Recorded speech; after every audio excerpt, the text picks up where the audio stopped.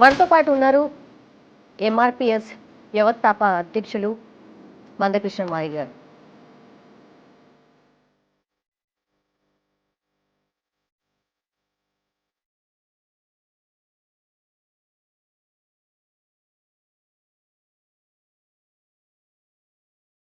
నిజంగా పార్టీల సపోర్ట్తో ఈరోజు ఎస్సీ వర్గీకరణ జరుగుతుంది అనుకుంటున్నారా, లేకపోతే సుప్రీం కోర్టు ఇచ్చింది కాబట్టి జరిగింది అనుకుంటున్నారా? 30 ఏళ్ల క్రితం ఒక కుగ్రామంలో ఒక 10-15 మందితో మొదలైన ఉద్యమం. ఆనాడు మీరు ఐ థింక్ కొంత భావోద్వేగానికి కూడా గురైనట్టున్నారు. పశువుల మీద చేతులు వేసుకొని తీసుకెళ్లేటోళ్ళే. మేము కనిపిస్తే మమ్మల్ని దూరం దూరం పెట్టి వాళ్ళు దూరంగా నడిచేవాళ్ళు. పశువుల కంటే హీనంగా చూడబడ్డ ఒక కులం బిడ్డలు ప్రధానమంత్రి పక్కనే కూర్చునే కాడికి వచ్చాం కదా. దానికి మీకు ఎస్సీ వర్గీకరణ జరుగుతుంది, స్టార్ట్ అవుతుంది, ఆ ప్రక్రియ ముందుకు సాగుతుంది అన్నప్పుడు సార్ ఫస్ట్ మీ ఫీలింగ్ ఏంటి సార్? ఈ లక్ష్యాన్ని సాధించడం కోసం జరిగిన పోరాటంలో మా బిడ్డల మరణాలు ముందు మా కళ్ళ ముందు కనిపించాయి.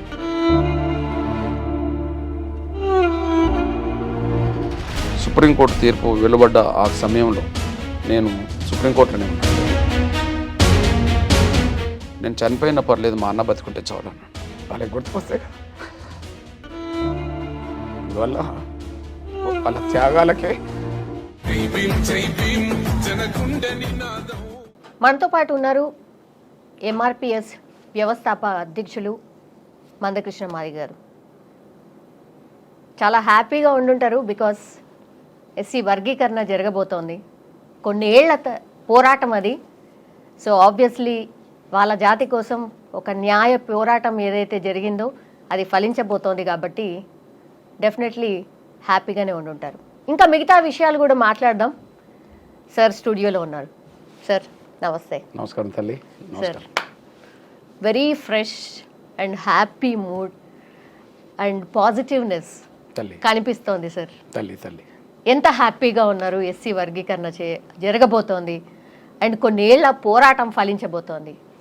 పోరాటం 3 దశాబ్దాలు తల్లి, ఎక్కడ బ్రేక్ లేకుండా, ఎన్ని ఒడిదుడుకులు వచ్చినా, ఉద్యమం మీద ఎన్ని కుట్రలు జరిగినా, ఎన్ని రకాలుగా నిర్బంధాలు ఎదురైనా, కొంతమంది బిడ్డల్ని కోల్పోయినా, లక్ష్యాన్ని సాధించాలనే ఒక పట్టుదలతో ఉద్యమం జరిగింది. వ్యక్తిగతమైన ప్రయోజనాల కంటే జాతి సమాజం ప్రయోజనాలు ముఖ్యమనే లక్ష్యంతో ఈ ఉద్యమం జరిగింది. కాబట్టి ఎన్నో అడ్డంకులను అధిగమించి ఒక లక్ష్యాన్ని చేరుతున్న సమయంలో సాధారణంగానే జాతి బిడ్డలకు భవిష్యత్తు వాళ్ళ ప్రయోజనాలు వాళ్ళకి దక్కబోతున్నాయి కదా. నిన్నటి వరకు వాళ్ళకి అవకాశాలు దక్కలేదు, రేపో మాపో వాళ్ళ అవకాశాలు అందుకోబోతున్నారు కదా అనే ఒక ఉంటుంది కదమ్మా. అంతవరకు మీ పోరాటంలో చాలా వరకు అంటే రాజకీయ పార్టీలు మీరు ఎంతో అంటే ఎక్కని మెట్టు లేదు, దిగని మెట్టు లేదు, అవన్నీ కూడా గుర్తు చేసుకున్నప్పుడు నిజంగా పార్టీల సపోర్ట్తో ఈరోజు ఎస్సీ వర్గీకరణ జరుగుతుంది అనుకుంటున్నారా, లేకపోతే సుప్రీం కోర్టు ఇచ్చింది కాబట్టి జరిగింది అనుకుంటున్నారా? అంటే ఇందులో 2 ఉన్నాయమ్మా. ఒకటి ప్రధానంగా ఉద్యమం. 30 ఏళ్ల క్రితం ఒక కుగ్రామంలో ఒక 10-15 మందితో మొదలైన ఉద్యమం ఈరోజు దేశంలో ఒక బలమైన సోషల్ మూమెంట్గా నడుస్తున్నది, కొనసాగుతున్నది. ఇంతకుముందే చెప్పినట్టుగా ఒక లక్ష్యాన్ని చేరడం కోసం అన్ని ప్రయత్నాలు చేశాం. ఇక నిర్బంధాలు, కష్టాలు, నిందలు, జైళ్ళు, శిక్షలు ఇవన్నీ ఒక ఉద్యమ ప్రస్థానంలో అన్నీ ఎదురైనాయి. సేమ్ టైం ఎంత మేము ఉద్యమం నిలబెట్టుకోవడానికి ప్రయత్నం చేసినా సమాజం మద్దతు మాకు అండగా నిలబడ్డది. మాలయేతర మొత్తం సమాజం, అన్ని వర్గాల అండదండలు మొదటి నుంచి ఎంఆర్పేసుకున్నాయి. దానికి కారణం వీళ్ళు అన్యాయం గురైన వాళ్ళు, వీళ్ళకి న్యాయం జరగాలి, వాళ్ళ తరఫున పోరాటం జరుగుతుంది, మనం వీలైన మేరకు మన శక్తిని మనం తోడ్పాటుని అందిద్దామని చెప్పి సమాజంలో ఉండబడే అన్ని వర్గాల పెద్దలు, మానవతావాదులు, ప్రజాస్వామికవాదులు అందరి అండదండలు అందించారు. వాళ్ళకి ఎప్పుడు వ్యక్తిగతంగా నేనే కాదు, మా జాతి కూడా రుణపడి ఉన్నది. సేమ్ టైం ఉద్యమం చాలా కీలక దశలో అడ్డంకులు ఎదురవుతున్న సమయంలో కొన్ని సందర్భంలో రాజకీయ పక్షాలు ఇచ్చిన మాట నిలబెట్టుకోలేదు. వాళ్ళు ఇచ్చినప్పుడు, వాళ్ళ మాట ఇచ్చినప్పుడు వాళ్ళకు మేము తోడు ఉన్నాం. కొన్ని సందర్భంలో వాళ్ళు న్యాయం చేయలేకపోయారు. కానీ కీలక దశలో గౌరవ నరేంద్ర మోడీ గారు ప్రధానమంత్రిగా మాదిగల ఆవేదనను కల్లారా చూడడానికి వచ్చాడు. November 11, 2023 Hyderabad meeting. ఆయనకు అప్పటికే చరిత్ర అర్థమైపోయి ఉన్నది. అరే 30 ఏళ్ళ పోరాటం నడుస్తున్నది, వీళ్ళలో ఎంత ఆవేదన ఉన్నది. ఆ రోజు ప్రత్యక్షంగా మాదిగ ప్రజల ఆవేదన చూశాడు, సంకల్ప బలమేందో చూశాడు. ఎంఆర్పిఎస్ ఉద్యమం 94లో మొదలుపెట్టి 95, 96 వచ్చేటప్పటికి ఎంత ఉత్సాహంగా, ఎంత శక్తివంతంగా పనిచేసిందో ఈ 3 దశాబ్దాల్లో జరిగిన ఉద్యమం కూడా మళ్ళీ ప్రతి దశలో అట్లనే కనిపిస్తుంది. కాబట్టి ఆయన కల్లారా చూశాడు, నిజమే న్యాయం ఉన్నది కదా, ఈ న్యాయానికి అడ్డంకులు వస్తున్నాయి కదా, అడ్డంకులను అధిగమించడానికి ప్రభుత్వ పరంగా మేము చైతన్యం ఇవ్వాలి కదా అని చెప్పి ఆయన మనసా వాచ అనుకోవడం వల్ల జరిగిన పరిణామాల్లో కేంద్ర ప్రభుత్వం కూడా సుప్రీంకోర్టులో అఫిడవిట్ ఇవ్వాల్సిన పరిస్థితి వచ్చేసింది ఎస్సీ వర్గీకరణకు అనుకూలంగా. ఇప్పుడు ఎగ్జాంపుల్, ఇప్పుడు 2004లో అదే సుప్రీంకోర్టులో 5 జడ్జీలు ఎస్సీ వర్గీకరణ చెల్లదని చెప్పారు. ఎందుకు చెప్పారు? అప్పుడు కేంద్ర ప్రభుత్వం సపోర్ట్ లేదు, యూపీఏ గవర్నమెంట్ సపోర్ట్ లేదు, వాళ్ళు అఫిడవిట్ ఇవ్వలేదు, అనుకూలంగా ముందుకు రాలేదు, వాళ్ళ మీద ఒత్తిడి ఉన్నది. ఇప్పుడు కాంగ్రెస్ పార్టీలోనే ఉండి కాంగ్రెస్ పార్టీ వర్గీకరణకు అనుకూలంగా మేనిఫెస్టో పెడితే కాంగ్రెస్ పార్టీలో ఉన్న మాల సామాజిక వర్గంలో ఉన్న వాళ్ళే కదా మేము అడ్డు తగులుతామని ఇప్పటికీ మాట్లాడుతున్నది. ఆ రోజులు కూడా అట్లా అడ్డు తగులడం వల్ల మాకు సుప్రీంకోర్టులో కూడా మాకు న్యాయం జరగకుండా పోవడానికి దారితీసింది. కానీ గౌరవ నరేంద్ర మోడీ గారు ప్రధానమంత్రి హోదాలో హైదరాబాద్ సభకు రావడం, ఖచ్చితంగా వర్గీకరణ ప్రక్రియ ముందుకు సాగడానికి కేంద్రం సపోర్ట్ చేస్తారని చెప్పడం, సుప్రీంకోర్టులో కేసు పెండింగ్లో ఉన్నది కాబట్టి త్వరగా విచారణ జరిగేలాగా కేంద్రం కోరుతుందని చెప్పడం, దీన్ని పరిశూ చేయడానికి ఒక కమిటీ వేస్తానని చెప్పడం, ఆయన క్యాబినెట్ సెక్రటరీ తోటే ఒక కమిటీ వేయడం, కమిటీ మొత్తం న్యాయ వ్యవస్థనంతా కూర్చుండబెట్టి, అంటే దాదాపు అటార్నీ జనరల్, సోలిసిటర్ జనరల్ వీళ్ళందరినీ కూర్చుండబెట్టి దీని మీద ఎట్లా ముందుకు సాగితే బాగుంటుందని అనుకోవడం, న్యాయం ఉన్నది కాబట్టి ఖచ్చితంగా న్యాయం వైపే మనం ఉందామని చెప్పి కేంద్రం అనుకోవడం, అఫిడవిట్ దాఖలు చేయడంతో 3 రోజుల పాటు జరిగిన విచారణలో అటార్నీ జనరల్, సోలిసిటర్ జనరల్ అక్కడనే ఉండి దానికి ఎక్కడి నుంచి అడ్డంకులు వస్తున్నాయి, ఎవరెవరు అడ్డంకిగా మాట్లాడుతున్నారనే విషయం అధ్యయనం చేస్తూ నిరంతరం ఆ 3 రోజులు వాళ్ళు తిప్పికొట్టడం వల్ల ఆ సానుకూలమైన తీర్పు రావడానికి దారితీసింది. అందువల్ల పోరాటం ఉన్నది, ఇందులో మా పిల్లల త్యాగాలు ఉన్నాయి, లక్షలాది మంది శ్రమ ఉన్నది, సమాజం మద్దతు ఉన్నది. అతి కీలక దశలో మాత్రం కేంద్రం న్యాయబద్ధంగా ముందుకు రావడం వల్ల మాకు న్యాయం జరిగింది. ఆనాడు మీరు అనుకున్నారా సార్, నిజంగా అది కూడా ఒక రాజకీయ సభనే కావచ్చు అని అనుకున్నారా? ఆనాడు మీరు ఐ థింక్ కొంత భావోద్వేగానికి కూడా గురైనట్టున్నారు. నరేంద్ర మోడీ గారు మిమ్మల్ని ఓదార్చారు ఆ సభలో.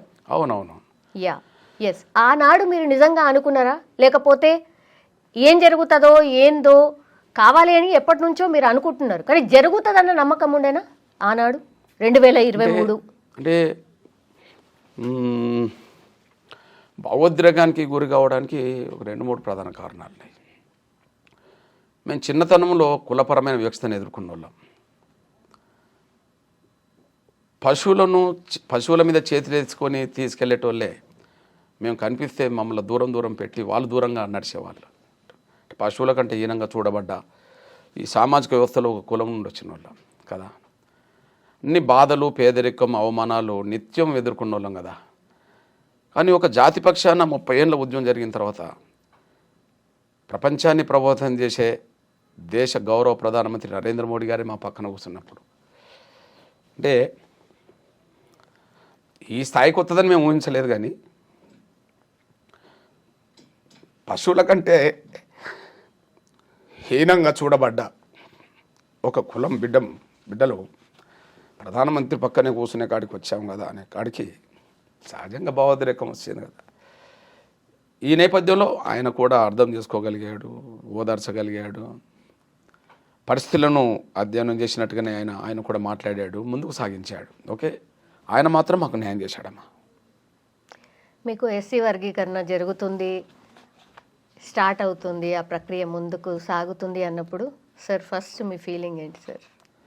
అంటే ముందు ఈ లక్ష్యాన్ని సాధించడం కోసం జరిగిన పోరాటంలో మా బిడ్డల మరణాలు ముందు మా కళ్ళ ముందు కనిపించినాయి. సుప్రీంకోర్టు తీర్పు వెలువడ్డ ఆ సమయంలో నేను సుప్రీంకోర్టులోనే ఉన్నాను. 2004లో సుప్రీంకోర్టులోనే ఉన్నాను ఓడిపోయినప్పుడు కూడా. అంటే మాకు ఎవరు లేరు కదా, అందువల్ల మేము ఓడిపోయాం. వాళ్ళకి సుప్రీంకోర్టు స్థాయిలో కూడా వర్గీకరణ అడుక్కునే వాళ్ళకి జడ్జీలు ఉన్నారు. యూపీఏ గవర్నమెంట్ను శాసించే మా సోదర వర్గం ఉన్నది. ఇప్పుడు యూపీఏ గవర్నమెంట్ 10 ఏళ్ళు ఉన్నది. శ్రీమతి సోనియా గాంధీ గారు యూపీఏ చైర్పర్సన్, ఆమెకు సలహాదారుడు కొప్పుల రాజు మా మాలే.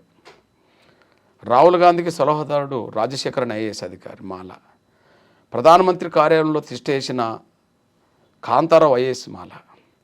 క్యాబినెట్లో వాళ్ళు, ఎక్కడ చూసినా వాళ్ళు, సుప్రీంకోర్టులో జడ్జీలు వాళ్ళు. మాకెవరు లేరు. అప్పుడు బాధతో కళ్ళనీళ్ళు వచ్చినాయి. మేము ఒంటరి వాళ్ళం కదా అని. కానీ ఇక్కడ మేము ఓడిపోయామో అక్కడనే గెలవాలి. ఎందుకంటే ధర్మానికి కొన్ని అడ్డంకులు ఇబ్బందులు వచ్చినా కూడా ధర్మాన్ని గెలిపించుకునే అంత పోరాటం మాత్రం జరగక తప్పదని చెప్పి మనం పోరాటం మొదలుపెట్టడం జరిపింది. ఇక 2024లో సుప్రీంకోర్టులో జడ్జిమెంట్ వచ్చిన రోజు కూడా నా కళ్ళ నీళ్ళు వచ్చినాయి. ఆనాడు బాధతో వచ్చినాయి.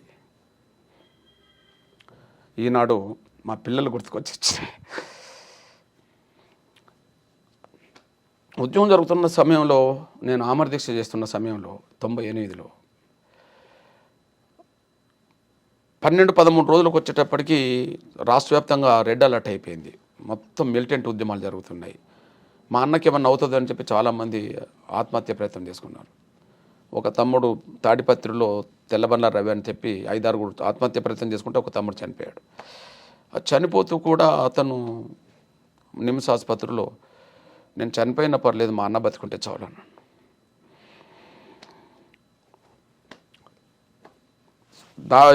గాంధీభవన్ ఘటనలో కాంగ్రెస్ వర్గీకరణ చేత అని మోసం చేస్తే గాంధీభవన్ దగ్గర పడ్డప్పుడు మా పిల్లలు చనిపోతున్న క్రమంలో సురేందర్ దగ్గరికి నేను వెళ్ళాను. 90% పైగా కాలిన గాయాలతో, కళ్ళు కూడా చూడలేని పరిస్థితిలో అతను తగలబడ్డాడు. ఆయనను చూసి నేను ఏడుస్తుంటే నా గొంతు విని, నువ్వు ఏడవద్దన్నా, మేము చనిపోయినాం, మేము చనిపోతాం, మాకు తెలుసు, నువ్వు ధైర్యంగా ఉండు సురేందర్ అని నేనన్నా. లేదన్నా, మేము ధైర్యంగానే ఉన్నాం, నువ్వు ధైర్యంగా ఉండు, మేము చనిపోతామన్నా, నువ్వేం బాధపడకు, చనిపోతున్నామనేసి మాకు తెలుసు, మా పరిస్థితి అట్లనే ఉన్నది, కానీ మేము చనిపోయినా వర్గీకరణ ఉద్యమం మాత్రం ఆపద్దు అని.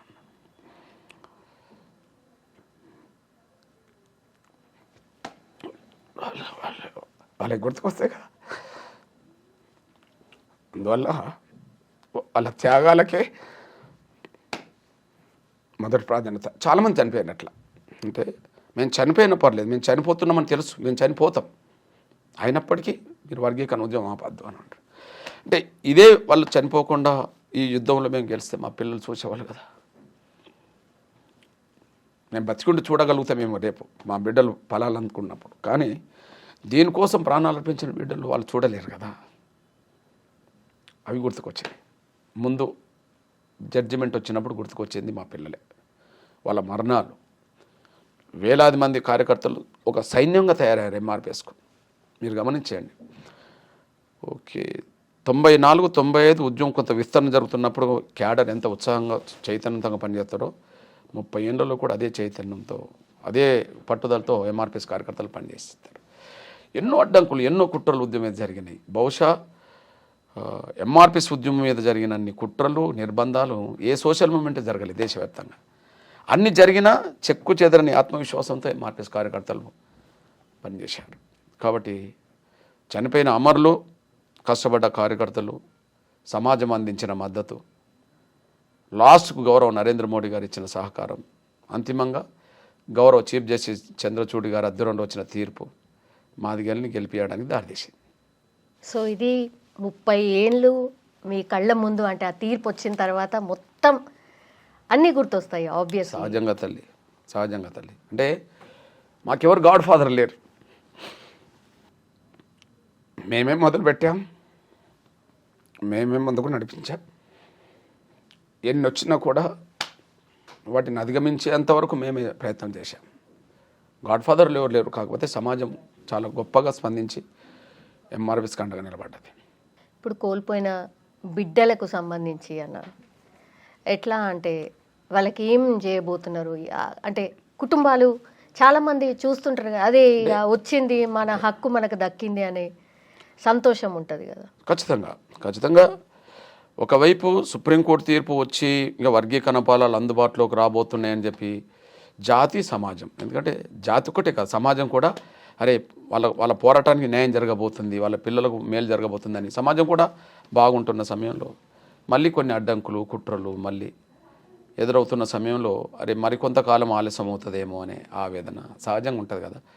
అయినప్పటికీ వాటన్నిటిని అధిగమించాల్సిందే. 30 ఏళ్ళుగా వచ్చిన అడ్డంకులను ఎట్లయితే పోరాట స్ఫూర్తితోటి సంకల్ప బలంతో సమాజం అందించిన మద్దతుతోటి ఎట్లయితే అన్ని అడ్డంకులను అధిగమిస్తూ ఈ దశకు వచ్చామో, ఇప్పటికీ చివరి అడ్డంకిగా ఇంకా మాట్లాడుతున్న వాళ్ళని అధిగమించి మళ్ళీ దాన్ని అమలు చేయించుకోవడమే దృష్టి పెట్టాలి అంతే.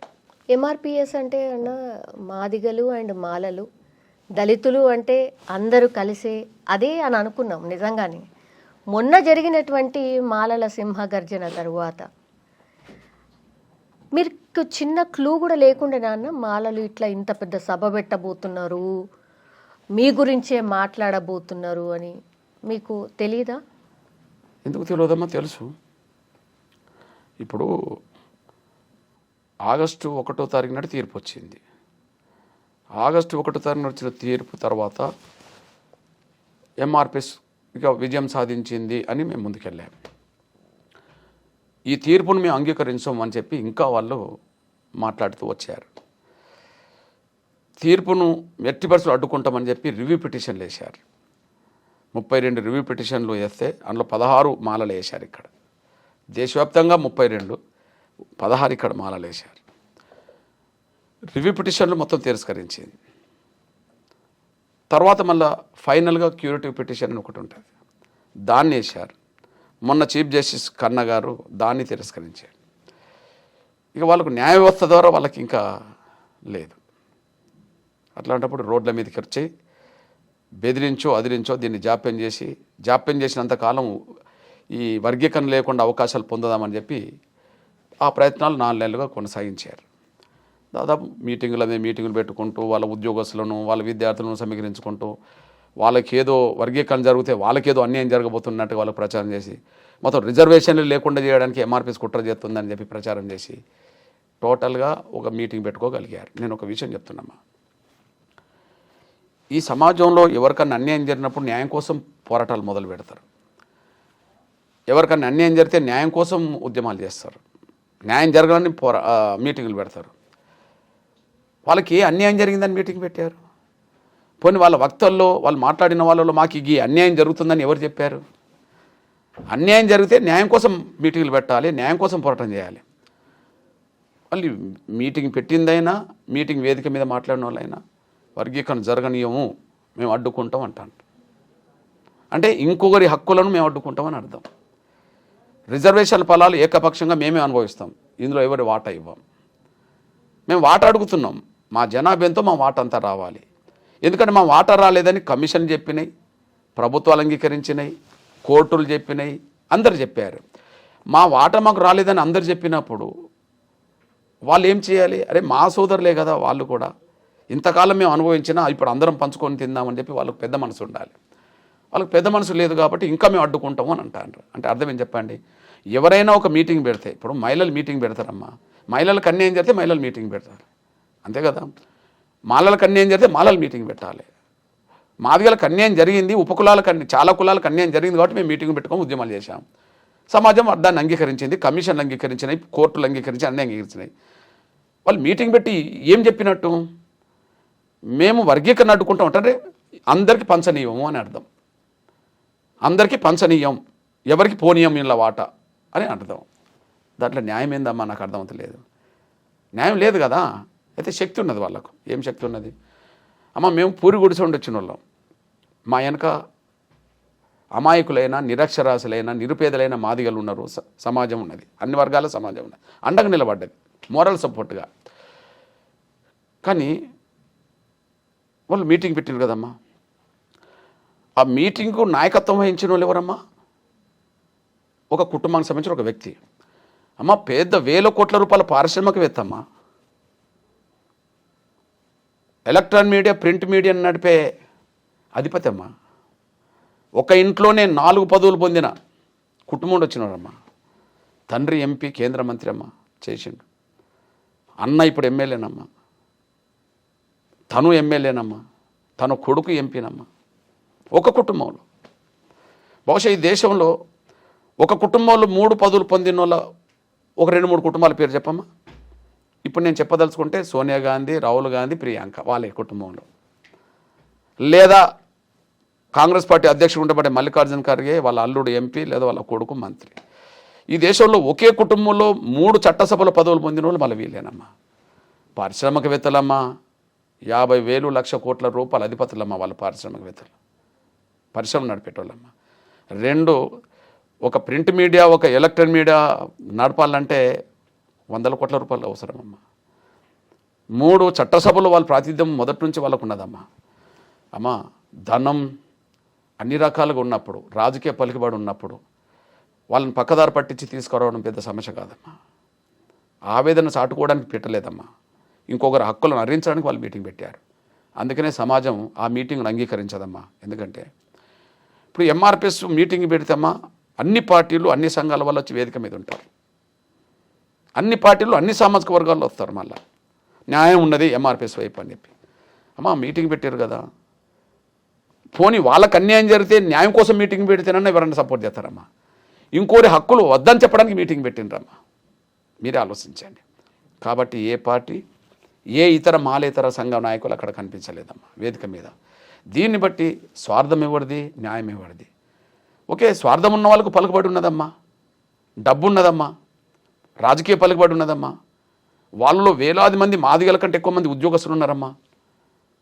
పలుకుబడితో ఏదైనా చేసుకుంటారమ్మా, కానీ అంతిమంగా ఓడిపోతారమ్మా వాళ్ళు. ఎందుకంటే మీరు కలుపుకుని పోయే ప్రయత్నం చేయలేదు సార్ ఫస్ట్ నుంచి కూడా? ఎందుకు ఇట్లా మరి? విషయం ఏంటంటే తల్లి,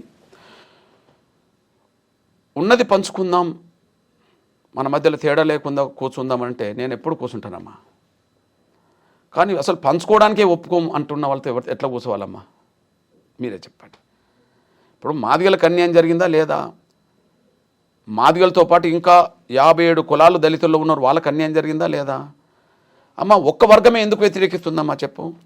ఉద్యోగాల్లో వాళ్ళే ఎక్కువ మంది, చదువుకున్న వాళ్ళు వాళ్ళే ఎక్కువ మంది, ఆర్థికంగా బలపడ్డోళ్ళు వాళ్ళే ఎక్కువ మంది, రాజకీయంగా బలపడ్డోళ్ళు ఆ కుటుంబానికి సంబంధించిన వాళ్ళే కదమ్మా.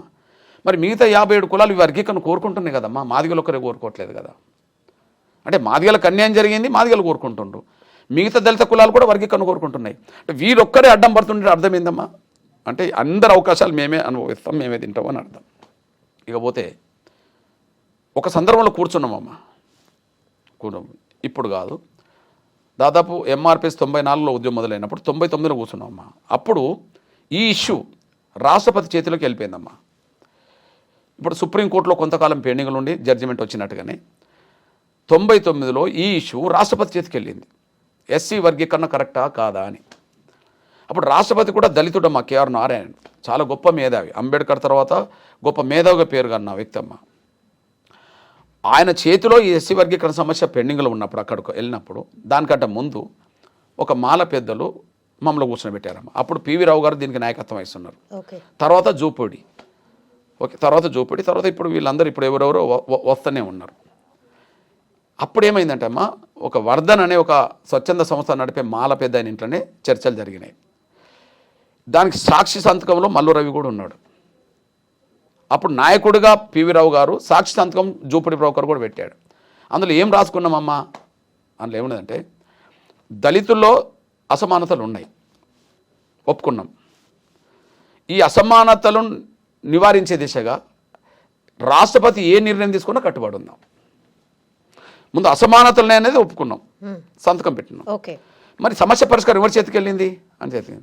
ఈ అసమానతల నిర్మూలన కోసం, నివారించడం కోసం రాష్ట్రపతి ఏ నిర్ణయం తీసుకున్నా కట్టుబడి ఉందా అని చెప్పాను. అమ్మ, సంతకాలు అయిపోయిన తర్వాత నెల రోజుల తర్వాత రాష్ట్రపతి ఎస్సీ వర్గీకరణ కరెక్టే అని చెప్పేశాడమ్మా. రాష్ట్రపతి చెప్పాడమ్మా, నో మేము వినమని మళ్ళీ చెప్పారమ్మా. ఇప్పుడు చెప్పండి తల్లి, సుప్రీంకోర్టు అత్యున్నత ధర్మాసనము 7 జడ్జిలతో కూడిన రాజ్యాంగ ధర్మాసనం, అందులో ధర్మాసనానికి చీఫ్ జస్టిస్ నాయకత్వం వహిస్తుంటే ఆయన ఇచ్చిన తీర్పును ఇప్పుడు బేఖాతరు అంటలేరమ్మా. అన్నాడు రాష్ట్రపతి నిర్ణయాన్ని కూడా బేఖాతరు అన్నారమ్మా. మరి ఎవరి మాట వినాలమ్మా? ఇప్పుడు ప్రధానమంత్రులు వర్గీకరణకు సపోర్ట్ చేస్తున్నారు. ఓకే, మన్మోహన్ సింగ్ గారు కూడా వర్గీకరణ సపోర్ట్ చేశాడు, బిల్లు పెట్టకుండా వీళ్ళు అడ్డం పడ్డారు. ఇప్పుడు రేవంత్ రెడ్డి గారు వర్గీకరణ సపోర్ట్ చేస్తున్నారమ్మా. మీరు ముందుకెళ్ళొద్దని చెప్పి ఇప్పుడు అడ్డం పడతలేరా? అట్లనే ప్రధానమంత్రి మన్మోహన్ సింగ్ గారు ఉన్నప్పుడు కూడా వర్గీకరణకు ఆయనకు అనుకూలమే కమిషన్ వేసాడు ఉషమైన కమిషన్. రిపోర్ట్ వచ్చినాక వర్గీకరణకు అనుకూలంగా రిపోర్ట్ వచ్చినాక రిపోర్ట్ని అమలు చేద్దని అడ్డం పడ్డారు. అప్పుడు అంటే రాష్ట్రపతి నిర్ణయాలు బేఖాతరు చేసే స్థాయిలో వాళ్ళు ఉన్నారు. ప్రధానమంత్రుల నిర్ణయాన్ని వాళ్ళు బేఖాతరు చేస్తారు. ఈ దేశంలో ఎస్సీ వర్గీకరణ మీద వేసిన కమిషన్ అన్ని వర్గీకరణ సపోర్ట్ చేసినాయమ్మా. ఇప్పుడు ఆంధ్రప్రదేశ్లో ఎస్సీ వర్గీకరణ మీద కమిషన్ చంద్రబాబు నాయుడు గారు వేసాడమ్మా 94 కమిషన్ సపోర్ట్ చేసింది. Justice Ramachandra commission. నేను పుట్టకముందు లాల్ బహదూర్ శాస్త్రి గారు ప్రధానమంత్రిగా ఉన్నప్పుడు కమిషన్ పడ్డదమ్మా, లోకూర్ కమిటీ, అది వర్గీకరణ సపోర్ట్ చేసింది. పోనీ యూపీఏ గవర్నమెంట్లో మన్మోహన్ సింగ్ గారు గవర్నమెంట్లో జస్టిస్ ఉషా మేరా కమిషన్ వేసినమ్మా, వర్గీకరణ సపోర్ట్ చేసింది. మహారాష్ట్రలో లాహోజీ సాల్వే కమిటీ పడ్డదమ్మా, వర్గీకరణ సపోర్ట్ చేసింది. తమిళనాడులో జస్టిస్ జనార్దన్ కమిషన్ పడ్డదమ్మా, వర్గీకరణ సపోర్ట్ చేసింది. కర్ణాటకలో జస్టిస్ సదాశివన్ కమిషన్ పడ్డదమ్మా, వర్గీకరణ సపోర్ట్ చేసింది. ఉత్తరప్రదేశ్లో హుకుమ్ సింగ్ కమిషన్ పడ్డదమ్మా, వర్గీకరణ సపోర్ట్ చేసింది. హర్యానాలో పంజాబ్లో ఉమ్మడిగా ఉషా మేరా కమిషన్, తర్వాత జస్టిస్ లాహోజీ సాల్వే కమిషను ఇక్కడ పడ్డదమ్మా. ఇట్లా ప్రతి రాష్ట్రంలో కమిషన్లు పడ్డాయమ్మా.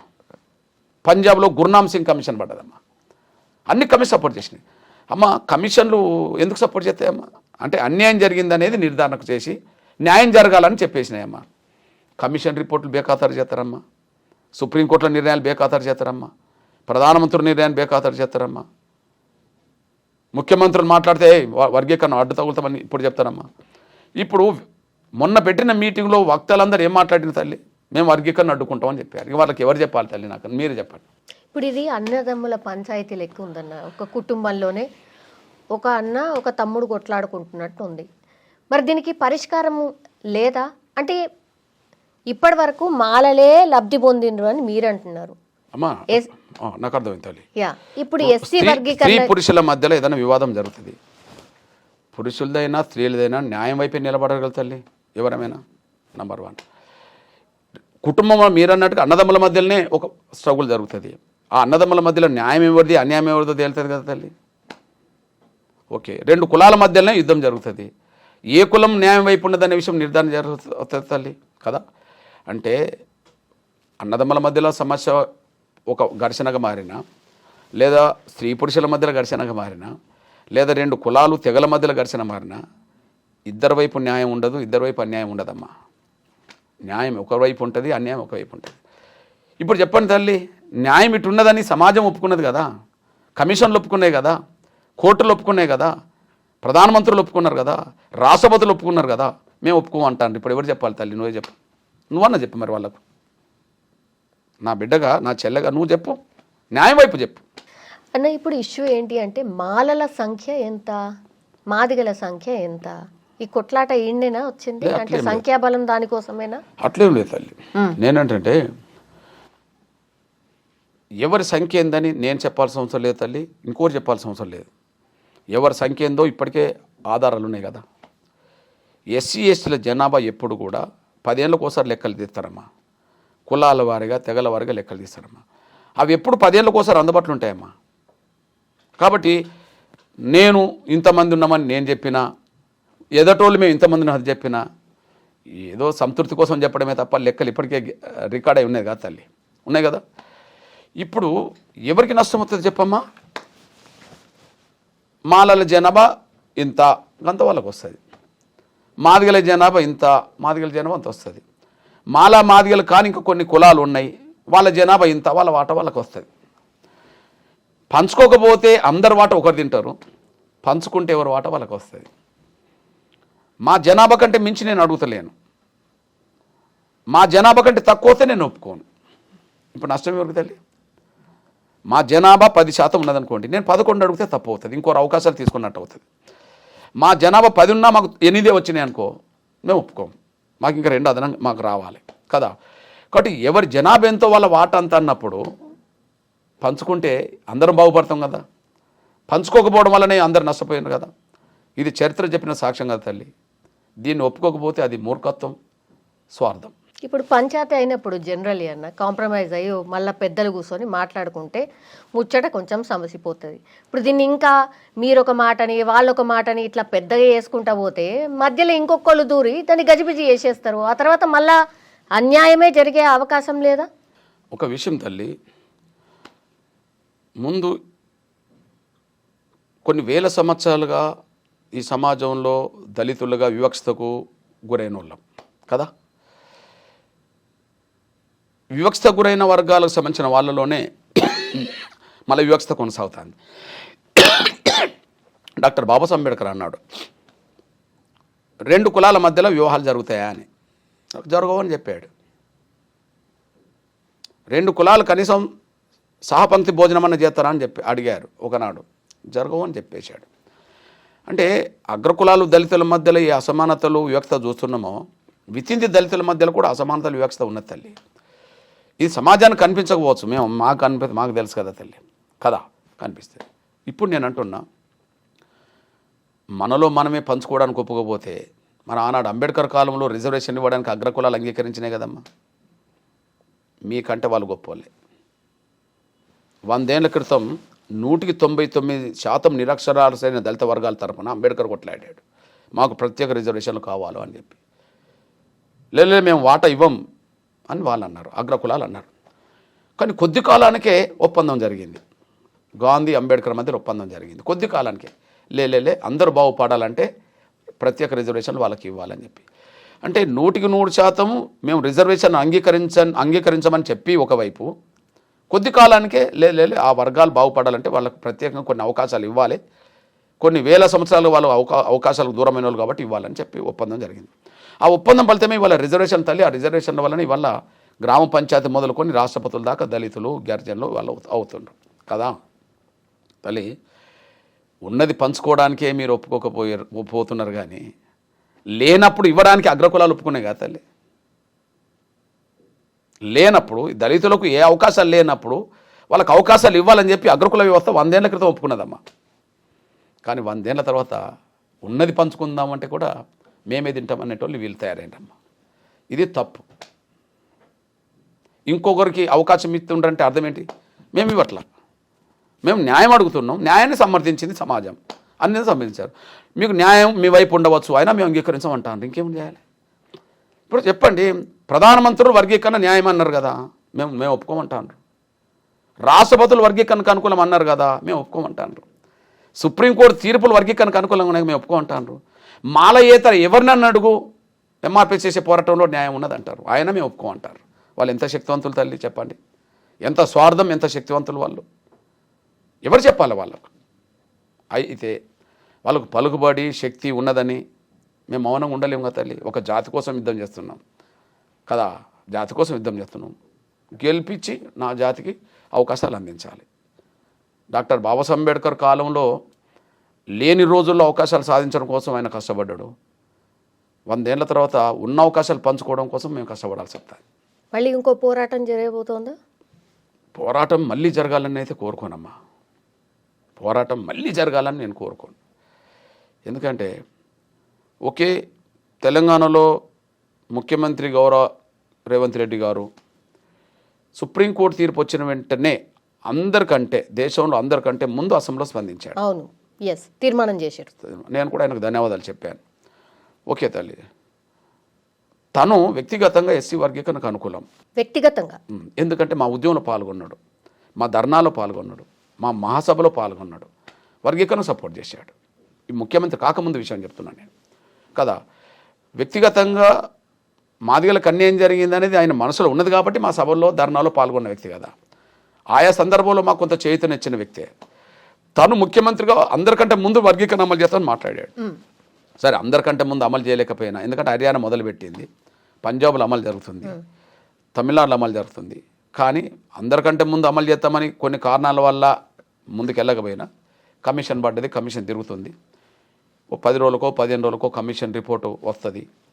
తప్పకుండా వర్గీకరణ చేస్తాడని ఆశిస్తున్నాం. కానీ అడ్డంకులు కల్పిస్తామనే వాళ్ళని చూస్తే బాధ అనేది ఒకటి ఉంటుంది. అడ్డంకిలు కల్పించిన వాళ్ళు మరి అదే పార్టీలు ఉన్నారు కదా, ఎందుకని వాళ్ళని నిలువరించలేకపోతున్నారు? మరి ఎందుకని ఆప్తలేరు? అంత పెద్ద సభ ముఖ్యమంత్రి గారికి తెలియకుండా జరుగుతుందా? ఎట్లయితుంది అది? ఖచ్చితంగా వాళ్ళకు కాంగ్రెస్ అంటేనే అగ్రకులాల్లో రెడ్లది అని అంటారు, కానీ కాంగ్రెస్ అంటే దళితుల్లో మాలలది ప్రధానంగా. ఎందుకు నేను ఈ మాట అంటున్నంటే, ఇప్పుడు ఏ ఇంట్లో 2 పదవులు ఉంటే ఒకరిద్దరికి ఉండవచ్చు, 3 పదవులు ఉన్నది ఎవరికో చెప్పు ఇంట్లో, అదే కాంగ్రెస్లో. ఇప్పుడు ఉత్తమ్ కుమార్ రెడ్డి గారు లేదా వాళ్ళ భార్య ఇద్దరు ఉంటారు అనుకుందాం, లేదా జానారెడ్డి గారు ఇద్దరు కొడుకులు, ఒక ఎంపీ ఒక ఎమ్మెల్యే అనుకుందాం కదా. మల్లు రవి మల్లు బట్టి విక్రమ్ కూడా మాల వాళ్ళు ఇద్దరింట్లో ఉన్నారు. కానీ ఒక ఇంట్లో 3 పదవులు ఎవరికి ఉంటాయి? వివేక్ కుటుంబానికి ఉంటాయి. ఏ పార్టీ? కాంగ్రెస్ పార్టీ. కాంగ్రెస్ పార్టీలో మొదటి నుంచి దళితుల్లో మాల సామాజిక వర్గం పట్టు బాగా బిగించుకున్నది. ఈ దేశంలో మొదటి దళిత ముఖ్యమంత్రి ఎవరని ఉంటే ఉమ్మడి ఆంధ్రప్రదేశ్కి సంబంధించిన కర్నూలు వాసి పెద్దలు దామోదర సంజీవయ్య గారే ముఖ్యమంత్రి. అంటే దేశంలో మొదటి దళిత ముఖ్యమంత్రి పేరు ఆయనకి వచ్చిందంటే ఎప్పుడు పడ్డాయి వాళ్ళకి పునాదులు? నేను 65లో పుట్టాను, 65లో పుట్టక ముందే ఆయన ముఖ్యమంత్రి కాగలిగాడు. అక్కడి నుంచి ఇప్పటి వరకు, ఇప్పుడు పక్క రాష్ట్రం చూడండి, మల్లికార్జున ఖర్గే ఎస్సీ మాల, అంటే ఎస్సీ మాల, ఆయన ఇంట్లో కూడా 3 పదవులు ఉంటాయి. దేశంలో నాకు తెలిసి కాంగ్రెస్ పార్టీలో ఒకే ఇంట్లో 3 పదవులు ఉన్న వాళ్ళు 3 కుటుంబాలు, సోనియా గాంధీ, రాహుల్ గాంధీ, ప్రియాంక. అక్కడ మల్లికార్జున ఖర్గే వాళ్ళ అల్లుడు వాళ్ళ కొడుకు. ఇక్కడ పెద్దపల్లి ఎంపీ ఎవరో మీకు తెలుసు, ఓకే, చెన్నూరు ఎమ్మెల్యే మీకు తెలుసు, అదే సమయం బెల్లంపల్లి ఎమ్మెల్యే మీకు తెలుసు. ఒకే ఇంట్లో 3. అంటే వాళ్ళు పట్టు ఆ స్థాయిలో ఉన్నది. ఎగ్జాంపుల్, గౌరవ్ రాజశేఖర రెడ్డి గారు లాంటి ముఖ్యమంత్రి, స్వర్గీయ రాజశేఖర ముఖ్యమంత్రి, కృష్ణా ఎస్సీ వర్గీకరణ చేయించే బాధ్యత నాది, ఎన్ని అడ్డంకులైనా నేను చేపిస్తాను అని అన్నాడు. కానీ అట్లాంటి వైఎస్ రాజశేఖర రెడ్డి గారు కూడా ముందడిగేసి కేంద్ర ప్రభుత్వం ఒప్పించి కమిషన్ వేయించి కమిషన్ రిపోర్ట్ను అమలు చేయించడం కోసం ప్రయత్నం చేస్తున్న క్రమంలో కూడా ఆయన రిపోర్ట్ను అమలు జరగకుండా అడ్డుపడ్డారు వీళ్ళు. అడ్డం పడ్డ ఆవేదన ఆగ్రహ రూపం దాల్చినప్పుడే గాంధీ వన్ తగలబడ్డది. సోనియా గాంధీ మీటింగ్ రద్దయిపోయింది పరేడ్ గ్రౌండ్లో ఆ రోజుల్లో కదా. అంటే వాళ్ళు చాలా కాంగ్రెస్ పార్టీలో మాత్రం వాళ్ళను ఎవరు కూడా తాకలేనంత శక్తివంతంగా ఎదిగారు. అయినప్పటికీ పార్టీ విధానాలకు కట్టుబడి ఉండాల్సిన బాధ్యత ఉన్నది కాబట్టి వాళ్ళ మీద క్రమశిక్షణ చర్యలు తీసుకోండి అని చెప్పి మేము మాట్లాడాల్సిన పరిస్థితి వస్తుంది, తీసుకోవాల్సిన బాధ్యత ఉన్నది. ఎందుకంటే 2018 అసెంబ్లీ ఎన్నికల్లో సోదరులు రాహుల్ గాంధీ గారు గద్వాల సభలో ఎస్సీ వర్గీకరణకు కట్టుబడి ఉన్నాం, ఎస్సీ వర్గీకరణ పూర్తి చేసే బాధ్యత మాది అని చెప్పి ఓపెన్గా సభలో మాట్లాడాడు, వాయిస్ రికార్డ్. 2018 అసెంబ్లీ ఎన్నికల సందర్భంగా హైదరాబాద్ ఉన్నప్పుడు ఒక హోటల్లో అది మిడ్ది ప్రెస్లో గెట్ టుగెదర్ జరిగింది, ఎడిటర్స్ మీటింగ్ జరిగింది కదా. అందులో ఎస్సీ వర్గీకరణకు కాంగ్రెస్ కట్టుబడి ఉన్నది, అన్ని పార్టీలు ఒప్పించి ఈ వర్గీకరణ సాధిస్తుందని చెప్పి ఆయన మాట్లాడిండు. ఓకే, మల్లికార్జున ఖర్గే ఇప్పుడు ప్రజెంట్ దేశానికి కాంగ్రెస్ పార్టీ అధ్యక్షుడు. చేవెళ్ళ ఎస్సీ డిక్లరేషన్ చేసింది వర్గీకరణ చేస్తామని అందులో ఉన్నది. ఓకే, ముఖ్యమంత్రి మొదటి నుంచి వర్గీకరణకు అనుకూలం, ఇవన్నీ ఉన్నాయి. మరి కాంగ్రెస్ పార్టీ ఇంత స్టాండ్ వర్గీకరణకు అనుకూలమే కాదు, అసలు ఈ దేశంలో ఎస్సీ వర్గీకరణ చేసిన మొదటి పార్టీ కాంగ్రెసే. 94లో ఎంఆర్పిఎస్ వచ్చింది, కానీ 1975లోనే ఎస్సీ వర్గీకరణ కాంగ్రెస్ ప్రభుత్వం జైల్ సింగ్ గారు ముఖ్యమంత్రి ఉన్నప్పుడు పంజాబ్లో చేశారు. అంటే ఎస్సీ వర్గీకరణకు శ్రీకారం చుట్టిందే కాంగ్రెస్ ప్రభుత్వం, అయితే అక్కడ పంజాబ్లో. మరి ఇప్పుడు ఎస్సీ వర్గీకరణకు వ్యతిరేకమని చెప్పి రోడ్ల మీద మాట్లాడుతున్న వాళ్ళ పట్ల కాంగ్రెస్ అధిష్టానం ముఖ్యమంత్రి నిర్ణయాలు తీసుకోవాల్సిన అవసరం ఉన్నదా లేదా? ఉన్నది, వాళ్ళు ముందుకు రావాలని కోరుతున్నా. మీరు రిప్రజెంటేషన్ ఏమైనా ఇవ్వబోతున్నారా సార్? ఇదేంటిది ఇట్లా సభలు పెడుతుంటే మీరు ఊకోవడం ఏంది, అంతా అయిపోయిన తర్వాత మళ్ళీ ఇది ఏంది అని? ఖచ్చితంగా తల్లి, ముఖ్యమంత్రి గారిని ఓపెన్గానే అయితే కోరుతున్నాం. చూస్తారు కదా, media, electronic media, print media and social media, అదే సమయంలో ఇంటెలిజెన్స్ రిపోర్ట్ కూడా వెళ్ళిపోతుంది కదా. మా మంత్రి ముందు, దామోదర రాజు ముందు, అదే సమయం ఎమ్మెల్యేల ముందు మేము చెప్తున్నాం, మాకు వెంటనే అపాయింట్మెంట్ ఇవ్వకపోయినా మీకు ఎప్పటికప్పుడు మీరు ముఖ్యమంత్రి దగ్గర ఉంటారు కాబట్టి, ఇప్పుడు వర్గీకరణ సపోర్ట్ చేస్తూ వర్గీకరణ చేస్తామన్నా అదే పార్టీలో మేము వర్గీకరణ జరగనియమంటున్నప్పుడు అది న్యాయం కాదు, అది తప్పకుండా చర్యలు తీసుకోండి అని చెప్పి మీరు కోరండి అని చెప్పి మా వాళ్ళతో కూడా మాట్లాడుతున్నాం. వ్యక్తిగతంగా మీ మీద చాలా ఆరోపణలు కూడా చేశారు సార్. మాదిగ సామాజిక వర్గంకి మీరు చేసింది ఏం లేదు, మీరేదో మీ స్టేచర్ పెంచుకున్నారు, ఉద్యమం మాటున మీరు సూట్ కేసులు మోసిర్రని, ఏదో చేసిర్రని, అసలు వర్గీకరణను ఆపిందే మీరని, ఇట్లా రకరకాలుగా కూడా ఆరోపణలు వచ్చినాయి, మీకు తెలిసిందే.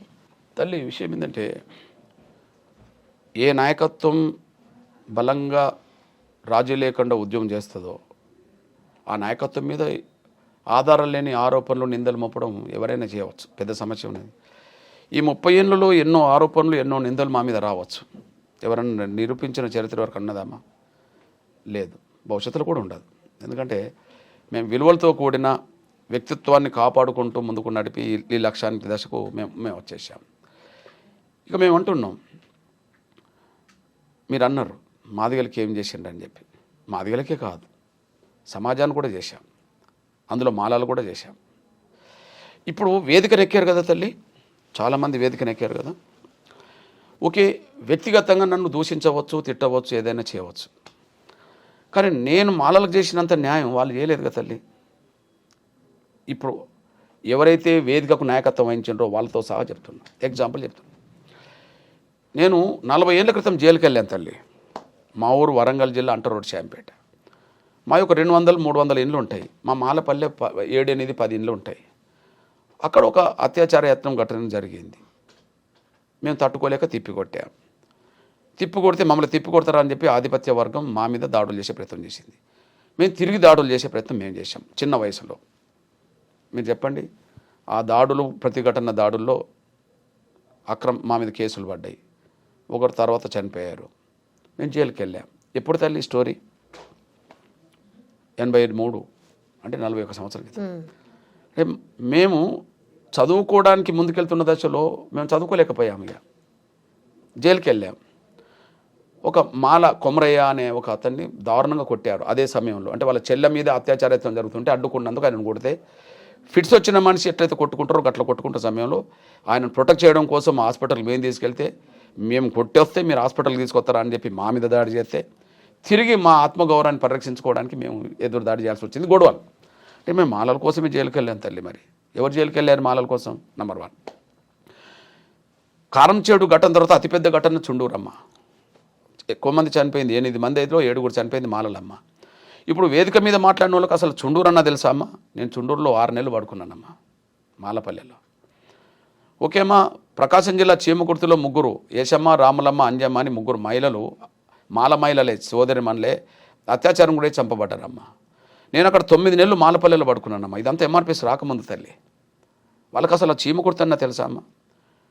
కందుకూరులో బృందావనే మాలపల్లి ఉన్నదమ్మా, దాని మీద దాడి చేసి ఒకరిని చంపారమ్మా. అక్కడ నేను పోయి కాపల దాడిగా 6 నెలలు పడుకున్నానమ్మా. వీళ్ళకి ఏమన్నా తెలుసా అమ్మా? అసలు మాలలకి వీళ్ళు ఏమన్నా చేశారా? పక్కకు పెట్టమ్మా. మీరు ఒకసారి గుర్తు చేస్తున్నామ్మా, మన సుద్దాల దేవయ్య వేదిక ఎక్కాడు కదా తల్లి. ఆయన ఏమన్నాడు? చంద్రబాబు నాయుడు నేను వర్గీకరణను అడ్డు తగిలితే నన్ను మంత్రివర్గం తొలగించడానికి. మంత్రివర్గం నుంచి అందుకోసం తొలగించలేమా? ఆ రోజు ఒక మర్డర్ కేసులో ఆయన ఇరుక్కున్నట్టుగా పేపర్లకు వస్తే ఆయన బర్తరఫ్ చేసిండమ్మా. దాన్ని కూడా నేను తప్పు పట్టానమ్మా. అసలు కేసు నమోదు కాకముందు ఎట్లా తొలగిస్తామని చెప్పి నేను తప్పు పట్టానమ్మా. ఆయన పక్షాన్ని నిలబడ్డానమ్మా. ఆయనకు కూడా తెలుసు. శంకర్రావు ఎవరు బావమ్మా? వ్యక్తిగతంగా మా బావ కాదు, ఆ మీటింగ్ పెట్టిన ఆయన బావమ్మా. మరి మంత్రి ఉన్న హోదాలోనే, మంత్రిగా ఉన్నప్పుడే ఎల్బీ నగర్లో అప్పుడు సబితాయింద్రెడ్డి గారి కొడుకు వాళ్ళ మనుషులు దారుణంగా కొట్టారు కదమ్మా. ఆయనను పరిగెత్తించి కొడితే ఆయన పక్కన నిలబడి ఆయన ఆత్మగౌరవాన్ని కాపాడే విధంగా, దళితుల అస్తిత్వాన్ని నిలబెట్టే విధంగా ఆయన కండగా నిలబడ్డది ఎవరమ్మా? సొంత భావకు అవమానం జరిగినప్పుడు, అన్యాయం జరిగినప్పుడు, దాడి జరిగినప్పుడు వీళ్ళు ఎక్కడున్నారమ్మా? లేరు కదా తల్లి. ఓకే, గీతారెడ్డి ఎవరమ్మా? మా మాల సమత్కూరుగా మా సోదరే. తెలంగాణ ఉద్యమం జరుగుతున్న పీక్ స్టేజ్లో కోదండరామ్ గారు ఒక మాట అన్నాడు, జైరాబాద్ వెళ్ళింది. గీతమ్మకు కర్రగాచి వాత వెళ్తేనే తెలంగాణ వస్తుంది అన్నాడు. సబితాయింద్రెడ్డి గారి నియోజకవర్గానికి వెళ్ళిండమ్మా, ఆ మాట అనలే. డికే అరుణ గారి మీటింగ్కి వెళ్ళి, అది గద్వాలకి వెళ్ళిండమ్మా, ఆ మాట అనలే. సునీతా లక్ష్మణరెడ్డి ఉన్నదమ్మా అప్పుడు మంత్రి, నర్సపూర్ వెళ్ళిండమ్మా, ఆ మాట అనలే.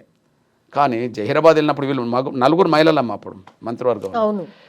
ఆ 3 దగ్గరికి వెళ్ళినప్పుడు ఆ మాట అనలేదు. కానీ గీతారెడ్డి దగ్గరికి వెళ్ళినప్పుడు ఆ మాట అన్నాడమ్మా. మేము దళితులు ఇరుచుకోబడ్డామమ్మా, ఆయన ఇంటి మీద ధర్నా చేశామమ్మా, క్షమాపణ చెప్పించామమ్మా. ఆమె మాలేనమ్మా. మీకు తెలుసమ్మా, ఢిల్లీలో ఒక తమ్ముడు రామరెడ్డి ఎవరో చనిపోయిండమ్మా ఆత్మహత్య చేసుకున్నప్పుడు. ఢిల్లీలో ఆత్మహత్య చేసుకున్నాం. ఆ డెడ్ బాడీని ఆంధ్రప్రదేశ్ భవన్లో పెట్టాలనుకున్నప్పుడు అక్కడ అధికారులు రానియలేమా. అప్పుడు మన హరీష్ రావు గారు అక్కడ ఉండబడే చంద్రరావు అనే ఒక మాల ఆఫీసర్ని దారుణంగా కొట్టాడమ్మా. మీ అందరికి తెలుసా? ఉద్యమం టైంలో కొట్టాడమ్మా. నంబర్ 1 ఐఏఎస్ ఆఫీసరు వద్దని చెప్తే 2వ ఆఫీసర్ ఆపిండమ్మా.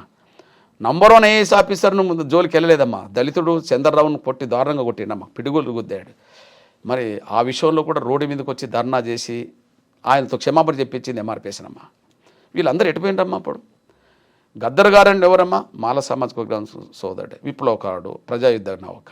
ఓకేమ్మా, ఆయన మీద కాల్పులు జరిగినాయి కదమ్మా. ఆయన మీద కాల్పులు జరిగినప్పుడు నిర్బంధం ఏ స్థాయిలో అంటే ప్రజా సంఘాలు, పౌరక సంఘాలు రోడ్డు మీదకి వచ్చి మాట్లాడడానికి అవకాశం లేని రోజుల్లో తల్లి ఎంఆర్పిఎస్ రాష్ట్ర బంధు కాలిచ్చి జయప్రదం చేసిందమ్మా ఆయన మీద జరిగిన దానికి నిరసనగా. నేను అంటున్నాను, ఇవన్నీ ఎంఆర్పిఎస్ నా మాలల కోసం చేసినట్టే కదమ్మా. ఇందులో ఒక్కటి, ఈ వేదిక మీద నన్ను తిట్టినోళ్ళు, దూషించిన వాళ్ళు, అవమానించిన వాళ్ళు ఉన్నారనుకోమ్మా, లేదా తొక్కుకుంటూ పోతామని చెప్పి మాట్లాడిన వాళ్ళు కూడా ఉన్నారు అనుకోమ్మా. అసలు వాళ్ళకి ఇవన్నీ తెలుసునామా? ఏ ఒక్క సంఘటనలో వాళ్ళు లేరు కదా మాలల పక్షాన. అదే సమయంలో వాళ్ళు వెంకటస్వామి కొడుకులు మనవడు ఏం చేసిండమ్మా?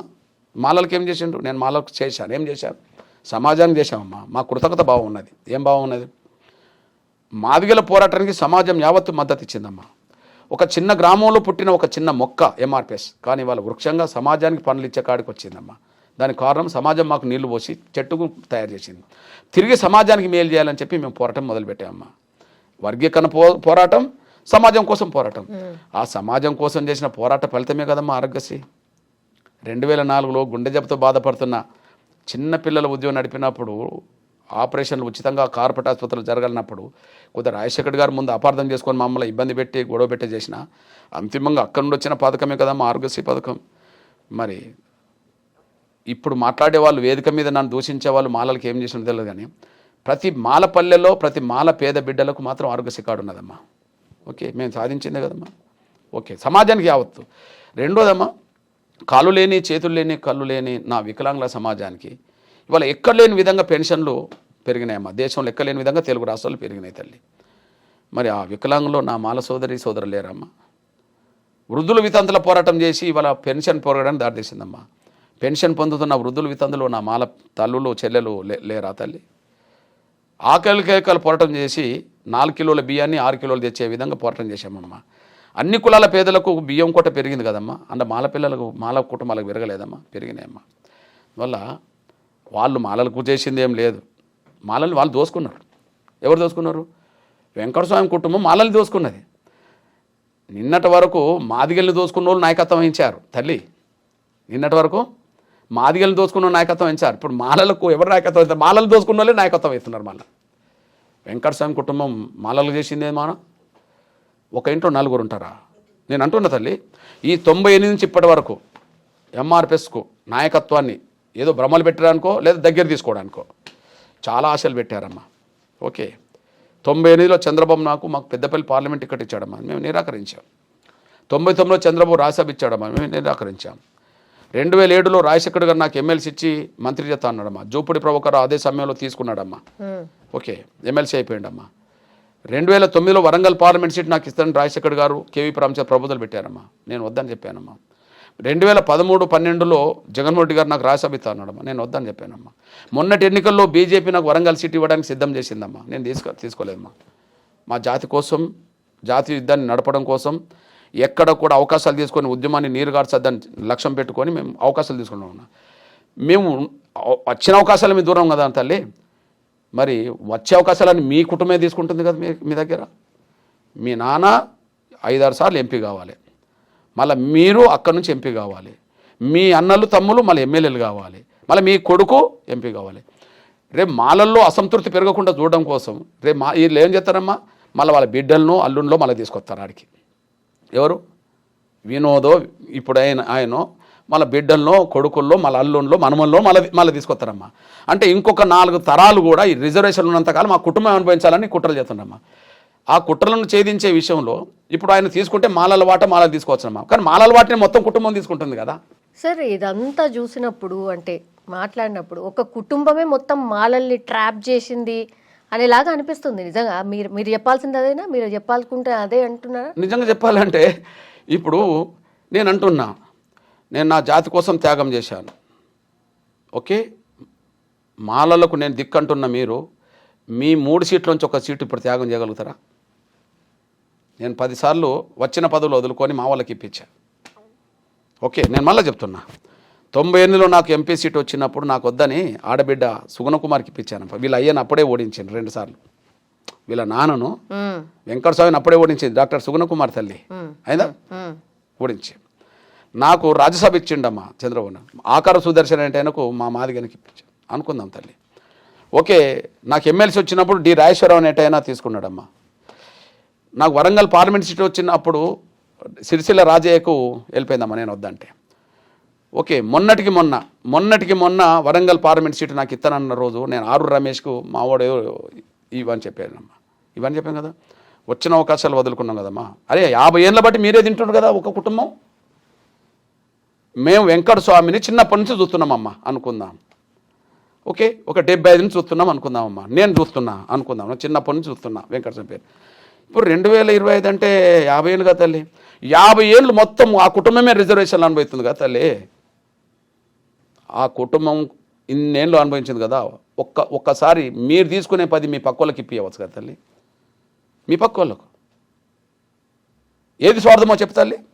వచ్చిన అవకాశాలు వదులుకొని జాతికి కోసం యుద్ధం చేయడం, వచ్చిన అవకాశాలు జాతికి ఇప్పేయడం అది త్యాగం అంటారా? లేకపోతే వచ్చే అవకాశాలు ఎవరికి ఇవ్వకుండా ఆ కుటుంబం తీసుకోవడం త్యాగం అంటారా తల్లి?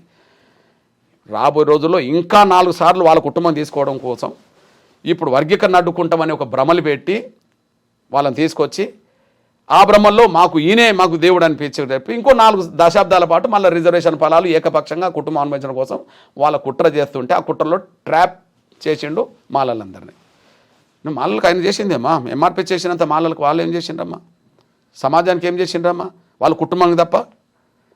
మీరు నిర్ధారణ చేయండి అమ్మా, మీరు విశ్లేషించండి, మీరు విశ్లేషించి నిర్ధారణ చేయండి. ఆ కుటుంబం వల్ల ఎవరు కొరిగిందో ఆ కుటుంబం వాళ్ళపైకి వచ్చారు. ఇవాళ తెలంగాణ ఆంధ్రప్రదేశ్ గడ్డ మీద ఒక దళితుల్లో 1000 కోట్ల రూపాయలకు సంబంధించిన పారిశ్రామికవేత్త అంటే ఎవరి పేరు వస్తుందమ్మా? ఆ కుటుంబం పేరు వస్తుంది. నంబర్ 1. మేము పూరి గుడిసెలో వచ్చిన వాళ్ళమమ్మా, కానీ ఇప్పుడు వాళ్ళు పారిశ్రామికవేత్తలు కదమ్మా. నేను ఎవరి ప్రతినిధినమ్మా? పేదల ప్రతినిధిని. మాదిగల ఇతర దళిత కులాల మాలల్లో కూడా పేదల ప్రతినిధి నేను, అనగారిన కులాలకు పేదల ప్రతినిధి నేను కదా. వాళ్ళు ఎవరి ప్రతినిధి అమ్మా? 1,00,000 కోట్ల పారిశ్రామికవేత్తల కుటుంబం అమ్మ ఇప్పుడు అది. నంబర్ 1. ఒక ప్రింట్ మీడియా ఎలక్ట్రానిక్ మీడియా నడపడం నీ వల్ల నా వల్ల అవుతుందా తల్లి? కాదు తల్లి. మరి వాళ్ళు నడుపుతుండ్రు కదా తల్లి. ఒక కుటుంబంలో 4 పదవులు పొందే స్థాయిలో ఎవరుంటారమ్మా? అందరినీ ప్రభావితం చేసేవాళ్ళు, అందరినీ శాసించే వాళ్ళే ఉంటారు తల్లి కదా. ఆ కుటుంబం కదా. అది మమ్మల్నే కాదు ఇప్పుడు మాలల్ని దోసుకుంటుంది. నిజంగా ఒక విషయం చెప్పనా తల్లి, వాళ్ళ పలుకుబడి మీకు గుర్తు చేస్తున్నాను. ఇప్పుడు సోదరుడు ఈ అద్దంకి దయాకర్ ఉన్నాడు అనుకో తల్లి, ఉన్నాడా లేదా తల్లి? ఆయనకు వచ్చే అవకాశం వీళ్ళ వల్లనే జారిపోయింది తల్లి. ఏ మాట కుటుంబం వల్లనే ఈయన అవకాశం జారిపోయింది. సాక్ష్యం చెప్తా తల్లి. ఇప్పుడు మేము మాలలము అని వస్తుండు కదా. ఇప్పుడు చింపుకొని మొత్తం బట్టలంతా చింపుకొని మేము మాలను మొత్తుండు కదా. అంతో ఇంతో మాల మహానాడు అంటే తెలంగాణ గడ్డ మీద అద్దంకి దయాకరే కదమ్మా. వాస్తవమా కదా? నంబర్ 1 అంతేనా? ఒకటే నేను ఒక మాదిగ బిడ్డగా కూడా అటువైపు నుంచి కూడా ఆలోచిస్తున్నా. అంటే మాలల్ని అంతో ఇంతో ఆర్గనైజ్ చేసింది ఎవరమ్మా? అద్దంకి దయాకర్. తెలంగాణ రాష్ట్ర ఉద్యమంలో జేఏసీలో కన్వీనర్గా ఉండి తెలంగాణ ఉద్యమాన్ని పటిష్టంగా ముందుకు నడపడంలో కోదండరాంకు అండగా నిలబడ్డది ఎవరమ్మా? అద్దంకి దయాకర్. 2వ పాత్ర. 3వ పాత్ర గురించి కూడా ఆలోచించండి అమ్మా.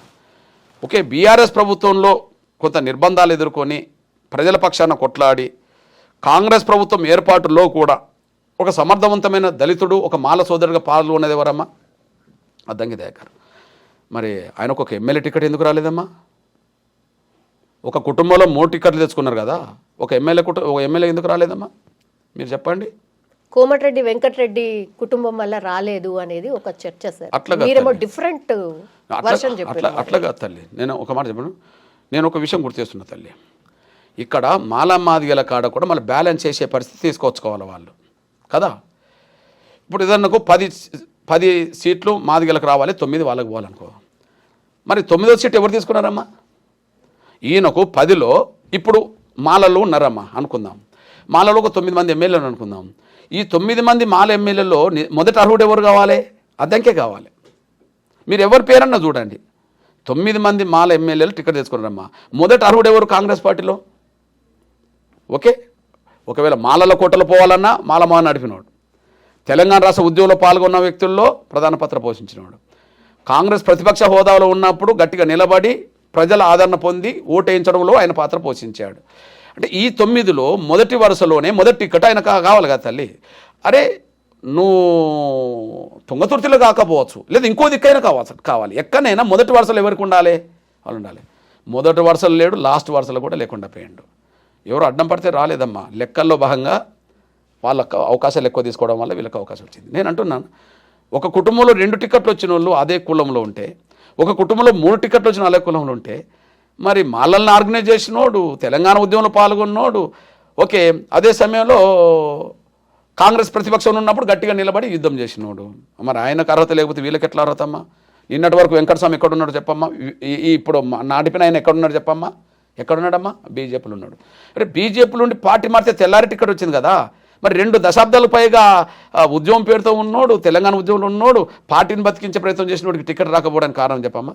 నిన్నటి వరకు ఏ పార్టీలో ఉన్నాడమ్మా? లేడు కదా. గతంలో బీఆర్ఎస్, తర్వాత బీజేపీ, ఇప్పుడు కాంగ్రెస్, అంతే కదా. తండ్రి ఉన్నప్పుడు ముందు కాంగ్రెస్ అనుకుందాం, కాంగ్రెస్. ఓకే, తండ్రి ఉన్నప్పుడు కాంగ్రెస్ అనుకుందాం, మధ్యలో బీఆర్ఎస్ పోయింది కదా, మొన్న బీజేపీ పోయింది కదా, మళ్ళీ ప్లేట్ పారాయించి మళ్ళీ ఈడికి వచ్చాడు కదా. ఇప్పుడు నిజంగా మాలల కోసమైనా గట్టిగా నిలబడే నాయకత్వం ఉండాలని నేను కోరుతా. వర్గీకరణ వ్యతిరేకం కాదు, మాలల బావు కోసం, మాలలకు ఏదైనా నష్టం జరిగితే ఆ నష్టాన్ని పూర్తి చేయడం కోసం మాలల్లో కూడా ఒక బలమైన నాయకత్వం ఎదగాలి నేను కోరుకుంటా. ఒక సోదర దళితుడిగా నేను కోరుకుంటా. నేను ఒకసారి అద్దంకి దయాకర్ని అడగానమ్మా, మీరు అడగండి ఎప్పుడన్నా సందర్భం వస్తే. సామాజిక తెలంగాణ అంటున్న క్రమంలో కేసీఆర్కు నాకు కొత్త గొడవలు జరిగినాయమ్మా. అప్పుడు నేను బయటకు వచ్చాను. నేను బయటకు వచ్చినప్పుడు కూడా చెప్పాను, నేను బయట దళితుల వాయిస్ వినిపిస్తా, లోపల పొలిటికల్ చేసిలో నువ్వు కూడా దళితుల వాయిస్ను నెమ్మదిగా అందులో చొరబెట్టేట్టు చూసుకో, నువ్వు నా ఎంబడి బయటికి రాకు, నువ్వు అక్కడ బలపడు. నేను బయట ప్రజల వాడిని నేను వినిపిస్తా, మన దళితుల వాడిని నేను వినిపిస్తా, కానీ లోపల ఎవరో ఒక నాయకుడు ఉండాలి కాబట్టి నువ్వే ఉండు దయా అని చెప్పాను. మీరు ఒక్కసారి అడగండి తల్లి. అంటే నేను నా సోదర వర్గాన్ని కూడా ఎంకరేజ్ చేయాలి కదా తల్లి. అంతేకాదు, దళితుల్లో ఇప్పుడు ఎన్ని కుల సంఘాలు ఉన్నాయో అన్ని కుల సంఘాలు ఎంఆర్పీస్ పెట్టించిందమ్మా. అంటే ఏ ఒక్క కుల సంఘం మీద ఇంకో కులం ఆధారపడద్దు. అది 5 లక్షల జనాభా కులం కావచ్చు, 50,000 జనాభా కులం కావచ్చు, 10,000 జనం కులం కావచ్చు, ప్రతి కులానికి ఒక అస్తిత్వం ఉండాలమ్మా, ప్రతి కులానికి ఒక నాయకత్వం ఎదగాలమ్మా అని చెప్పి ఎంఆర్పీఎస్ వచ్చిన తర్వాత దళితుల్లో చాలా కుల సంఘాలు ఎంఆర్పీఎస్ పెట్టించిందమ్మా. ఇవాళ నాయకత్వం ఎదుగుతున్నదమ్మా వాళ్ళకి. నేను అంటున్నా, అంటే మనం పెద్ద మనసు చేసుకోకపోతే, మన విశాల దృక్పథం లేకపోతే ఇతర అవకాశాలు మనమే దోసుకోవాలని ఆలోచన వస్తుంది. కొద్దిగా పెద్ద మనసు ఉండి విశాల దృక్పథం ఉంటే మనతో పాటు అందరు బాగుపడాలని ఆలోచన వస్తుంది. ఎంఆర్పీఎస్ ఎప్పుడు తన జాతికి న్యాయం జరగాలని కోరుతూనే సమాజంలో అందరు బాగుపడాలని కోరుకుంటున్న ఉద్యమం. అందుకనే అందరి అభిమానం చూరగొన్న ఉద్యమం ఎంఆర్పీఎస్ అమ్మా. నిజంగా మొన్న జరిగినటువంటి సభ సార్, అదొక ఆర్గనైజ్డ్ సభ అని మీరు ఇంతకు ముందే అన్నారు. అంత సంఖ్యలో వస్తారా ఆర్గనైజ్ చేసిన వాళ్ళు? అంత గట్టిగా మాట్లాడతారా? ఒక విషయం మీ దృష్టికి తీసుకొస్తున్నా తల్లి, మీరు వచ్చండి. కొన్ని వేల గ్రామాలకు ఒకటే బ్యానర్ వెళ్తుందమ్మా, కొన్ని వందల గ్రామాలకు వాహనాలు ప్రత్యేకంగా సమకూర్చబడతాయమ్మా. ప్రధాన నాయకత్వానికి ఆర్థికంగా వనరులు వెళ్తాయమ్మా. అంతకంటే ముఖ్యంగా మాదిగల కంటే ఉద్యోగస్తుల సంఖ్య అక్కడ ఎక్కువ అమ్మా. ఎక్కడ? మాదిగల కంటే ఉద్యోగస్తుల సంఖ్య మాలలు ఎక్కువమ్మా. మాల ఉద్యోగస్తులు మాల సామాన్య ప్రజలను ఎట్లా ఇబ్బంది పెడతారంటే, ఏబిసిడి జరిగితే మనకు ఉద్యోగాలే రావు అని చెప్పి. అసలు ఏబిసిడి జరగకపోతే వాళ్ళ బిడ్డలకు ఉద్యోగాలు వస్తాయని వాళ్ళకి తెలుసు. సామాన్య పేద మాలల పిల్లల గురించి కాదు వాళ్ళ ఆలోచన. ఏబిసిడి జరగలేదనుకో ఉద్యోగస్తుల పిల్లలకే ఉద్యోగస్తులు వస్తాయి, అంతే కదా. అది మనసులో పెట్టుకొని ఊర్లో ఉన్న వాళ్ళందరూ తరలించుకోవడానికి ఉద్యోగస్తులకు అవకాశం వచ్చింది కదమ్మా. ఒక 4,000 మంది ఉద్యోగస్తులు ఉన్నారనుకో తల్లి, 4,000 గ్రామాలు తరలితే కదా తల్లి. వాళ్ళకి ఏంది, మేమే మా పిల్లలే బాగుపడాలనే ఆలోచనతో ఉద్యోగస్తులు ఉన్నప్పుడు, మాల ఉద్యోగస్తులు ఉన్నప్పుడు తరలించుకోవడానికి వెళ్ళదు. సమస్య ఏం తల్లి? అందులో డబ్బు ఉన్నది, రాజకీయ పలుకుబడి ఉన్నది, ఉద్యోగ వర్గం ఉన్నది, అంతేనా? తరలించుకోవడానికి అవకాశం ఉన్నది. కానీ ఒక చెలో పిలుపునిస్తే లక్షలాది మంది తరలించేది ఎవరమ్మా? ఎంఆర్పీఎస్. కూలి చేసుకున్న డబ్బులతోటో లేదా సమాజం అందించిన సహకారంతో ఎవరికి వాళ్ళు తరలి రావాల్సిందే. ఎంఆర్పీఎస్ ఉద్యమంలో 30 ఏళ్ళు అట్లా జరిగింది తల్లి. మరి ఇది అట్లా కాదు కదా తల్లి.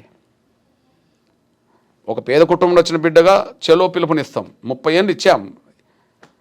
మరి మొన్న పిలుపునిచ్చిన వాళ్ళు ఎవరమ్మా?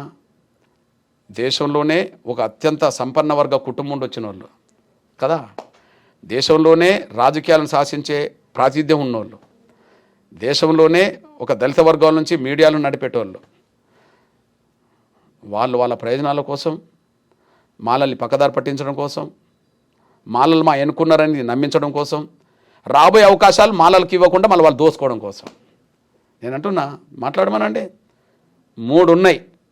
ఒక అవకాశం ఇంకొక మాలకి ఇప్పి అంటే నేను అభినందిస్తాను. సవాలా సార్ ఇది? సవాలే, అభినందిస్తా అంటున్నా కదా, తప్పేది. ఆ మాలల నుంచి ఇంకొక వేరే మాలకు వచ్చినప్పుడు, ఒక కుటుంబం నుంచి ఇంకో మాలకు వచ్చినప్పుడు నేను అభినందిస్తా. ఇప్పుడు నేను మాదిగానే తల్లి, నేను అద్దంకి దయ గురించి ఎందుకు మాట్లాడాలి తల్లి? అంతో ఎంతో వర్గీకరణకు వ్యతిరేకంగా పుట్టిన మాల మహానాడు నుండి వచ్చినోడే. కానీ అతను వెనక ఎవరు లేరు, వీళ్ళ వెనక ఆయన వెనక డబ్బు లేదు, వీళ్ళ వెనక డబ్బు ఉన్నది. ఆయన వెనక సొంత మీడియా లేదు, వీళ్ళ వెనక సొంత మీడియా ఉన్నది. జాతీయ స్థాయిని ప్రభుత్వం చేసే శక్తి వాళ్ళకు ఉన్నది, ఆయనకు లేదు కదా. మరి ఎవరికి అన్యాయం జరిగినట్టు తల్లి? నిజమైన పోరాట నాయకుడికి అయితే అన్యాయం జరిగినట్టే కదా, పలుకుబడే కదా వాళ్ళకి అన్యాయం చేసింది. అందువల్ల వెంకట స్వామి కుటుంబము మాదిగలకు అన్యాయం చేయడమే కాదు, మాలలు కూడా అన్యాయం చేస్తున్నది. ఆ అన్యాయం చేస్తున్నదని పసిగట్టకుండా చేయడం కోసం వీళ్ళని ఆర్గనైజ్ చేసుకున్నారు అంతే.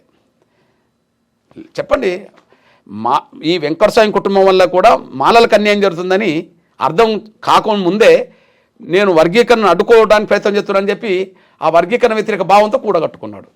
అది అంతిమంగా ఏనాడైనా ఆయన స్వార్థం బయటపడక తప్పదు. ఎస్సీ వర్గీకరణ జరిగితే సార్ ఎట్లా పూర్తిగా, అంటే మీరు అనుకున్నట్టుగా మొత్తం మారిపోతుందా? మీరు కోరినట్టుగా పూర్తిగా స్ట్రక్చర్ అవుతుందా? తల్లి, విషయం ఏంటంటే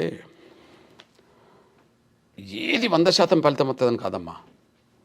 ఇవాళ ఒక 10 అవకాశాలు అందుతున్న సమయంలో వర్గీకరణ జరిగితే ఇంకో 50 అవకాశాలు వచ్చినాయి అనుకో, అదనంగా మాకు 40 దొరికినట్టు కదా తల్లి. నేను 100కు 100 మొత్తం బాగుపడతామని నేను అంటలేను.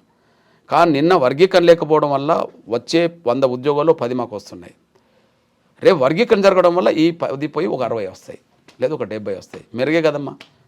100కు 100 నేను అంటలేను తల్లి. మా వాట 100కు 70% వచ్చింది, ఒక 70 అవకాశాలే కదా. నిన్న 10 పొందుతున్నాం, రేపు వర్గీకరణ జరిగితే ఒక 70 వస్తాయి. అది ఎడ్యుకేషన్లో వస్తాయి, ఎంప్లాయ్మెంట్లో వస్తాయి. రేపు అది సంక్షేమ రంగాన్ని కూడా వర్తిస్తుంది, భవిష్యత్తులో పొలిటికల్ రంగాన్ని కూడా వర్తిస్తుంది. అంటే అన్ని రంగాల్లో న్యాయమైన వాటా దక్కడానికి అవకాశం వస్తుంది. ఓకే, ఎస్సీ వర్గీకరణ ఏ లోపల అయిపోతుంది అనుకుంటున్నారు సార్? అమ్మా, నేనేమి జ్యోతిష్కుని కాదు, కానీ వర్గీకరణ అమలు జరిగేంతవరకు మాత్రం పోరాటం జరగక తప్పదమ్మా. అంటే రోడ్డు మీకు వస్తామని కాదు, మా ప్రయత్నాలు అయితే ముమ్మరం చేయాలి కదమ్మా. ఆ ప్రయత్నంలోనే ఉన్నాం. అయితే ఏ అడ్డంకులు లేకపోతే బాగానే ఉంటుందమ్మా, కానీ అడ్డంకులు కల్పించే వాళ్ళు ఉన్నారనే విషయం మీరు చూస్తున్నారు కదమ్మా. నేను అంటున్నా, మళ్ళీ చెప్తున్నా తల్లి, ఇప్పుడు బీసీ సమాజం రోడ్డు మీదకి వస్తుంది, మా జనాభా ఏందో తేల్చండి అని. న్యాయమైన ఉద్యమం. ఏ కులమన్నా ఒక రోడ్డు మీదకి వస్తుంది, ఏదన్నా వాళ్ళ అంశం మీద వస్తుంది. అసలు ఆశ్చర్యం ఏంటంటే 30 ఏళ్ళుగా వీళ్ళు మీటింగులు, ధర్నాలు, అడ్డంకులు కల్పిస్తున్నారు కదా. వాళ్ళకి ఏం జరిగిందని తల్లి? మాకు ఇది జరగాలని కోరుకోవాలి, మాకు ఈ న్యాయం జరగాలని కోరుకోవాలి. వాళ్ళకు న్యాయం జరగాలని కోరుకోవట్లేదు తల్లి. మాదిగలకు అన్యాయం చేయండి, మాదిగలకు న్యాయం జరగద్దు అంటారు వాళ్ళు. ఇంకా ఏ దళిత కులానికి న్యాయం జరగద్దు, మేము అడ్డుకుంటాం. వాళ్ళకు న్యాయం చేస్తామని ఎవరన్నా మేము అడ్డుకుంటాం. మీరు రాష్ట్రపతులా కానివ్వండి, మీరు ప్రధానమంత్రులా కానివ్వండి, మీరు సుప్రీంకోర్టా కానివ్వండి, మాలేతర మొత్తం సమాజమా కానివ్వండి, మేము అడ్డుకుంటాం. ఎవరైనా వాళ్లకు మేలు జరగాలని కోరుకోవచ్చు, కానీ వీళ్ళు ఇతరులకు మేలు జరగద్దని కోరుతారు. ఇది విచిత్రమైన సందర్భం, సన్నివేశం. అంబేద్కర్ వారసులు ఎవరు అంటే ఏం చెప్తారు సార్? ఆయన ఒక మాట చెప్పాడు. ఏమన్నాడు? బహుశా మొన్న నేను టీవీలో మాట్లాడిన దాన్ని మీరు అబ్జర్వ్ చేశారు, ఆ ప్రశ్న రావడానికి దారితీస్తుంది. ఓకే, నేనేంటంటే అంబేద్కర్ మాట అన్నాడు, నేను కష్టపడి ఈ సామాజిక న్యాయ రథాన్ని ఇక్కడ దాకా నడిపించి ఇక్కడ పెట్టాను. మీకు చేతనైతే ముందుకు నడిపించండి, మీరు చేత కాకపోతే అక్కడ ఉండనియండి, కానీ వెనకకు లాగద్దు అని అంటారు కదా. ఇప్పుడు ఆ అంబేద్కర్ సామాజిక న్యాయ రథాన్ని మేము ముందుకు నడిపిస్తున్నాం, అక్కడ ఉంచట్లేదు. మాలలో అందరని కాదు, ఈ స్వార్థపరులు వెనకకు లాగుతుండ్రు. సాక్ష్యం ఏంటిది? అవును, లేని రోజుల్లో అంబేద్కర్ రిజర్వేషన్ సాధించాడు. ఆ సాధించిన ఫలాలు ఒక 100 కులాలకు అందేయాల్సిన ఉండగా ఒక కులం తింటుంది. మరి ఆయన సాధించిన రిజర్వేషన్ ఫలాలు అందరికి అందినప్పుడు కదా ఆయన ఆశయం నెరవేరేది. కాబట్టి ఆయన ఆశయం నెరవేర్చడం కోసం అందరికి అందించాలని నేను మేము ఏం మార్పు చేస్తుంది అనుకోండి, అందరికి అందద్దని చెప్పి దాన్ని వెనకకు లాగుతున్నారు. అంటే అంబేద్కర్కు నిజమైన వారసులు ఎవరంటే ఆయన రథాన్ని ముందుకు నడిపించేటోళ్ళు, ఆయన ఆశయాన్ని ముందుకు నడిపించేటోళ్ళు నిజమైన వారసులు. ఇక్కడ వర్గీకరణ వ్యతిరేకించే వాళ్ళు ఆయన విధానాలకు, ఆయన దృక్పథానికి వ్యతిరేకం, వాళ్ళు వెనుకకు లాగుతున్నారు. కానీ ఆయన ఆశయాన్ని ముందుకు నడిపించేది ఎంఆర్పిఎస్ ముందుకు సాగుతున్నది. ఎంఆర్పిఎస్ఏ ఈ తెలుగు నేల మీద ఎంఆర్పిఎస్, మాదిగలు, మిగతా కులాలు. ఆయన రథాన్ని ముందుకు నడిపించే బాధ్యత మేము తీసుకున్నాం. సార్ ఫ్యూచర్లో లాస్ట్ క్వశ్చన్ సార్, ఫ్యూచర్లో మాదిగ బిడ్డలను మాలల్ని, మాలల బిడ్డలు మాదిగల్ని మ్యారేజ్ చేసుకునే అవకాశం ఉంటుందా? ఎందుకు తప్ప ఇప్పుడు ఈ దేశ కుల వ్యవస్థలో చాలా అడ్డుగోడలు ప్రధానం. మాదిగ మాలలే కాదు తల్లి, బ్రాహ్మణ రెడ్లు ఎంతమంది చేసుకుంటారు, రెడ్డి కమ్మోళ్ళు ఎంతమంది చేసుకుంటారు, కమ్మ కాపులు ఎంతమంది చేసుకుంటారు, కాపులు రాజులు ఎంతమంది చేసుకుంటారు, యాదవులు గౌండ్లు ఎంతమంది చేసుకుంటారు కదా, పద్మశాలీలు మున్నూరు కాపులు ఎంతమంది చేసుకుంటారు. ఈ దేశ కుల వ్యవస్థ చాలా పటిష్టమైంది. ఏ కులానికి ఆ కులమే పరిమితం, మాల మాదిగల్లోనే తేడా చూడొద్దు. అందుకనే డాక్టర్ బాబాసాహెబ్ అంబేద్కర్ చెప్పాడు, కులాంతర వ్యవహారాల ద్వారా కొద్దిగా కుల నిర్మూలన చేసుకోవచ్చని. ఓకే, బహుశా ఆ ప్రయాణం జరుగుతుందని చెప్పాడు. ఓకే, మంచిదే. కానీ ఇప్పటికైతే ఎగ్జాంపుల్ చెప్తున్నా, ఊరు అవతల మాల మాదిగ పల్లె ఉంటుంది, ఊరుకు దగ్గర కొద్దిగా మాల పల్లె, దూరంగా మాదిగ పల్లె ఉంటుంది. అమ్మ పక్క పక్కనే మాల మాదిగ పల్లెలు కదా. యుక్త వయసు వచ్చిన ఏ ఆడబిడ్డకైనా అక్కడనే యుక్త వయసు వచ్చిన ఒక అబ్బాయి మాదిగ బిడ్డ ఉంటాడు. వీళ్ళు పోయి ఆ మాదిగ బిడ్డను పెళ్లి చేసుకోవాలని చెప్పి బంధుత్వం కలుపుకోరు కదా. పోనీ యుక్త వయసు వచ్చిన ఒక అమ్మాయి మాదిగ అమ్మాయి ఉంటుంది, యుక్త వయసు వచ్చిన అబ్బాయి అక్కడ ఓ మాల అబ్బాయి ఉంటారు. వీళ్ళు పోయి అక్కడ కలుపుకొని పెళ్లి చేసుకోరు కదా. పక్క పక్కనే ఉంటాయి. కానీ వీళ్ళు మళ్ళీ ఒక యుక్త వయసు వచ్చిన అమ్మాయికి మాలలు పెళ్లి చేసుకోవాలంటే వాళ్ళ బంధువులు ఏ ఊర్లో ఉన్నారు, వాళ్ళ కులం ఎక్కడ ఏ పల్లెలు ఉన్నదని చెప్పి అక్కడికి వెళ్ళి బంధుత్వం కలుపుకుంటారు. మాదిగలైనా గదే చేసుకుంటారు, ఏదైనా చేసుకుంటారు. ఇది ఫ్యాక్ట్ కదా తల్లి. అంటే సమాజంలో ప్రతి రెండు కులాల మధ్యలో సాంఘిక అసమానతలు ఉన్నాయి, పటిష్టమైన గోడ ఉన్నది. అన్ని కులాల్లో ఆ నిర్మూలన జరగాలి, ఇక్కడ కూడా ఆ నిర్మూలన జరగాలి. ఆ ప్రయత్నం మనం చేయాలి. కాకపోతే ఆ నిర్మూలనలో వెంకటస్వామి కుటుంబమే బలంగా పనిచేసింది. వాళ్ళు ఎవరు మాలల్ని చేసుకోలే, వాళ్ళు ఎవరు మాదిగల్ని చేసుకోలే, బ్రాహ్మణులను చౌదరులను వాళ్ళు చేసుకున్నారు. వాళ్ళ కుటుంబం మొత్తం వాళ్ళతోటే నిండిపోయింది. అంటే కుల నిర్మూలన అంటే తనకంటే కింది కులాలను అనుసరిస్తే మంచిదే, కానీ మనోళ్ళు పైకి పెట్టేశారు. సరే ఏదైతే కుల నిర్మూలనకు ఉపయోగపడుతుంది. బహుశా వాళ్ళ ఇంట్లో అందరూ నాకు తెలిసి వాళ్ళ ఇంట్లో ఏ మాల లేరు. వాళ్ళ అబ్బాయిలు పెళ్లి చేసుకున్నా మాలలు చేసుకోలే, వాళ్ళ అమ్మాయిలు ఎవరికన్నా ఇచ్చినా మాలలకి ఇవ్వాలి. అది మాల నాయకత్వం. ఇప్పుడు మాలలను ఉద్ధరిస్తామన్న నాయకత్వం వాళ్ళు ఎవరు మాలలు చేసుకున్న వాళ్ళు అయితే కాదు. ఎస్ సార్, లాస్ట్లీ ఏం చెప్పదలుచుకున్నారు సార్? ఓకే, ఏంటంటే మా సోదర వర్గానికి నేను అప్పీల్ చేస్తున్నా, ఎస్సీ వర్గీకరణను మనం ఆమోదించుకోవడం ద్వారా త్వరగా ఈ సమస్యను మనం పరిష్కరించుకొని అమలు చేయించుకుంటే మిగిలిన చాలా విషయాలు ఉమ్మడిగా దళితుల కోసం మాట్లాడాల్సిన విషయాలు ఉన్నాయి.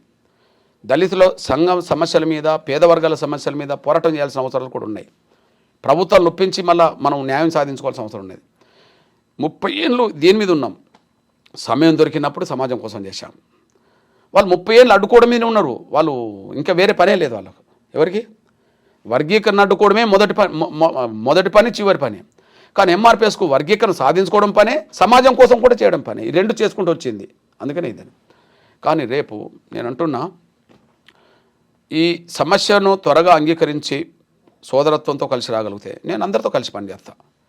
నేను అంటున్నాను, ఉమ్మడి సమస్యల మీద పోరాటం చేయడానికి ముందుకు వస్తే, వర్గీకరణ సమస్యను ఆమోదించి ముందుకు వస్తే నేను వాళ్ళ నాయకత్వంలో కూడా పనిచేస్తాను, కార్యకర్తగా పనిచేస్తాను. ఎగ్జాంపుల్ తల్లి, ఇప్పుడు డాక్టర్ బాబాసాహెబ్ అంబేద్కర్ కేంద్ర న్యాయశాఖ మంత్రి. ఇప్పుడు రిజర్వేషన్లు సాధించిన మహనీయుడి పేరంటే ఆయన పేరు వస్తుంది కదా. కానీ ఆయన నిర్వర్తించిన శాఖ న్యాయశాఖ అయితే న్యాయశాఖలోనే రిజర్వేషన్ లేవు తల్లి. ఓకే, పెండింగ్లు ఉన్నది కదా అప్పటి నుంచి. అంటే ఆయనను కూడా అన్ని సాధించనివ్వలేదని సాక్ష్యం తల్లిది.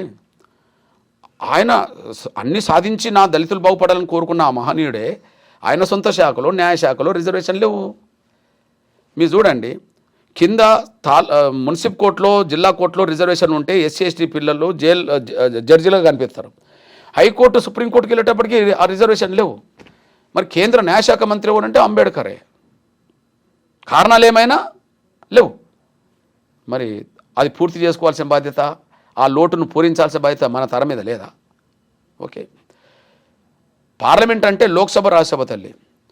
మరి లోక్సభలో ఎస్సీలకు రిజర్వేషన్లు ఉన్నాయి, రాజ్యసభలో ఎందుకు లేవు తల్లి?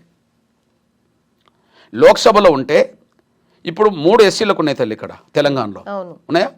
3 ఎస్సీలకు ఉన్నాయి, పెద్దపల్లి, నాగర్ కర్నూలు, వరంగల్. ఎస్టీలకు 2 ఉన్నాయి తల్లి, మహబూబాద్, ఆదిలాబాద్ 5. లోక్సభలో రిజర్వేషన్ ఉంటే ఈ తెలంగాణలో 17 సీట్లలో 5 పోయి అక్కడ ఉన్నారు తల్లి లోక్సభలో. మరి రాజ్యసభలో ఎందుకు లేరు తల్లి ఒక్కరు ఎస్సీ ఎస్టీలు? అంటే పార్లమెంట్లో లోక్సభలో రిజర్వేషన్లు ఉన్నాయి కానీ రాజ్యసభలు లేవు. మరి డాక్టర్ బాబాసాహెబ్ అంబేద్కర్ ఎప్పుడు లోక్సభలో లేడమ్మా, రాజ్యసభలోనే ఉన్నాడు అనుకుందాం. అంటే ఎవరు సహకారంతో రాజ్యసభలోకి వచ్చాడు. ఆయన రాజ్యసభలో ప్రాతినిధ్యం వహించాడు కానీ రాజ్యసభలో రిజర్వేషన్లు. ఇక్కడ శాసనసభ ఉంటుంది, శాసన మండలి ఉంటుంది తల్లి కదా. శాసనసభలో రిజర్వేషన్లు ఉన్నాయి తల్లి. ఇక్కడ 19 మంది మాలామాదిగ ఎమ్మెల్యేలు ఉంటారు అనుకుందాం, ఓ 10-11 మంది మా గిరిజన ఎమ్మెల్యేలు ఉంటారు. కానీ శాసన మండలిలో లేవు కదా, పక్కనే ఉన్నది. అంటే ఒక చోట ఉండి అదే ఇంకో చోట లేదు. ఇది అంబేద్కర్ కాలం నుంచి లేవు. ఇది ఇంత లోటు, దీన్ని పూరించాల్సిన బాధ్యత ఈనాటి తరం మీద ఉన్నది. ఆ మహనీయుడు కొన్ని సాధించాడు, సరే కొన్ని కారణాలు ఏమైనా ఆనాడు అమలు చేయలేకపోయాడు. ఇప్పుడు మనం అమలు చేయించుకోవాలి కదా, అది న్యాయమే కదా. ఇప్పుడు ప్రభుత్వ రంగం ఉన్న తల్లి, ఆయన అంబేద్కర్ గారు జీవించిన కాలంలో రిజర్వేషన్ అమలు చేస్తున్న కాలంలో ప్రభుత్వ రంగమే.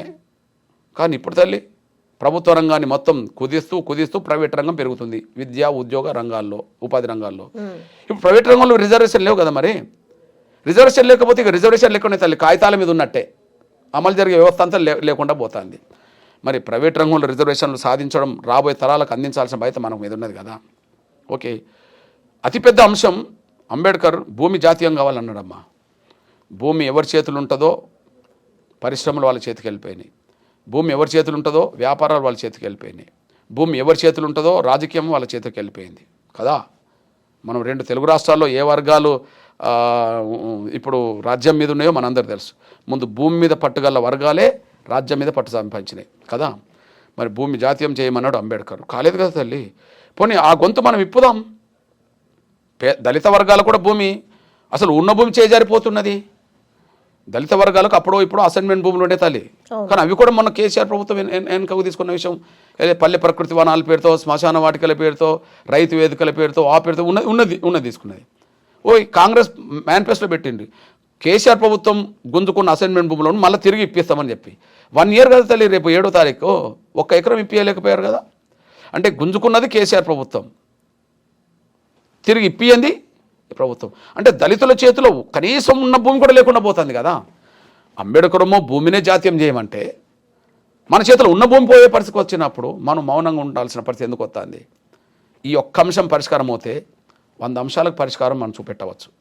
నేను వినయపూర్వకంగా చెప్తున్నా మా సోదర వర్గానికి, ఈ చిన్న అంశమని మీరే అంటుండ్రు కదా, ఈ చిన్న అంశాన్ని కూడా సోదరత్వాన్ని చాటండి, వర్గీకరణ సమస్య పరిష్కారానికి తోడ్పాటును అందించండి, త్వరగా వర్గీకరణ అమలు చేయడానికి ప్రయత్నం చేయండి. ఇప్పుడు మీ వాట మీకు వస్తుంది కదా, మీ జనాభా ఎంతో మీ వాట వస్తుంది, మాదిగల జనాభా మాదిగల వాట వస్తుంది, మిగతా కులాల జనాభా ఎంతో వాళ్ళ వాట వాళ్ళకి పోతుంది. మాలలు బాగుపడాలి, మాదిగలు బాగుపడాలి, మాదిగేతర దళిత వర్గాలు బాగుపడాలి. ఈ రిజర్వేషన్లో పంపిణీ చేయగలడ ఇదొక్కటి సహకరిస్తే, ఇదొక్కటి అంగీకరిస్తే ఉమ్మడి అంశాలన్నిటి మీద కలిసి పనిచేయడానికి నేను సిద్ధంగా ఉన్నా.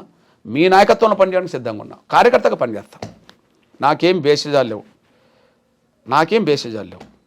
మన సమాజానికి మేలు జరగాలి, దళిత వర్గాలకు మేలు జరగాలి, పీడిత వర్గాలకు మేలు జరగాలి, గిరిజనులకు మేలు జరగాలి, బీసీలకు మేలు జరగాలి.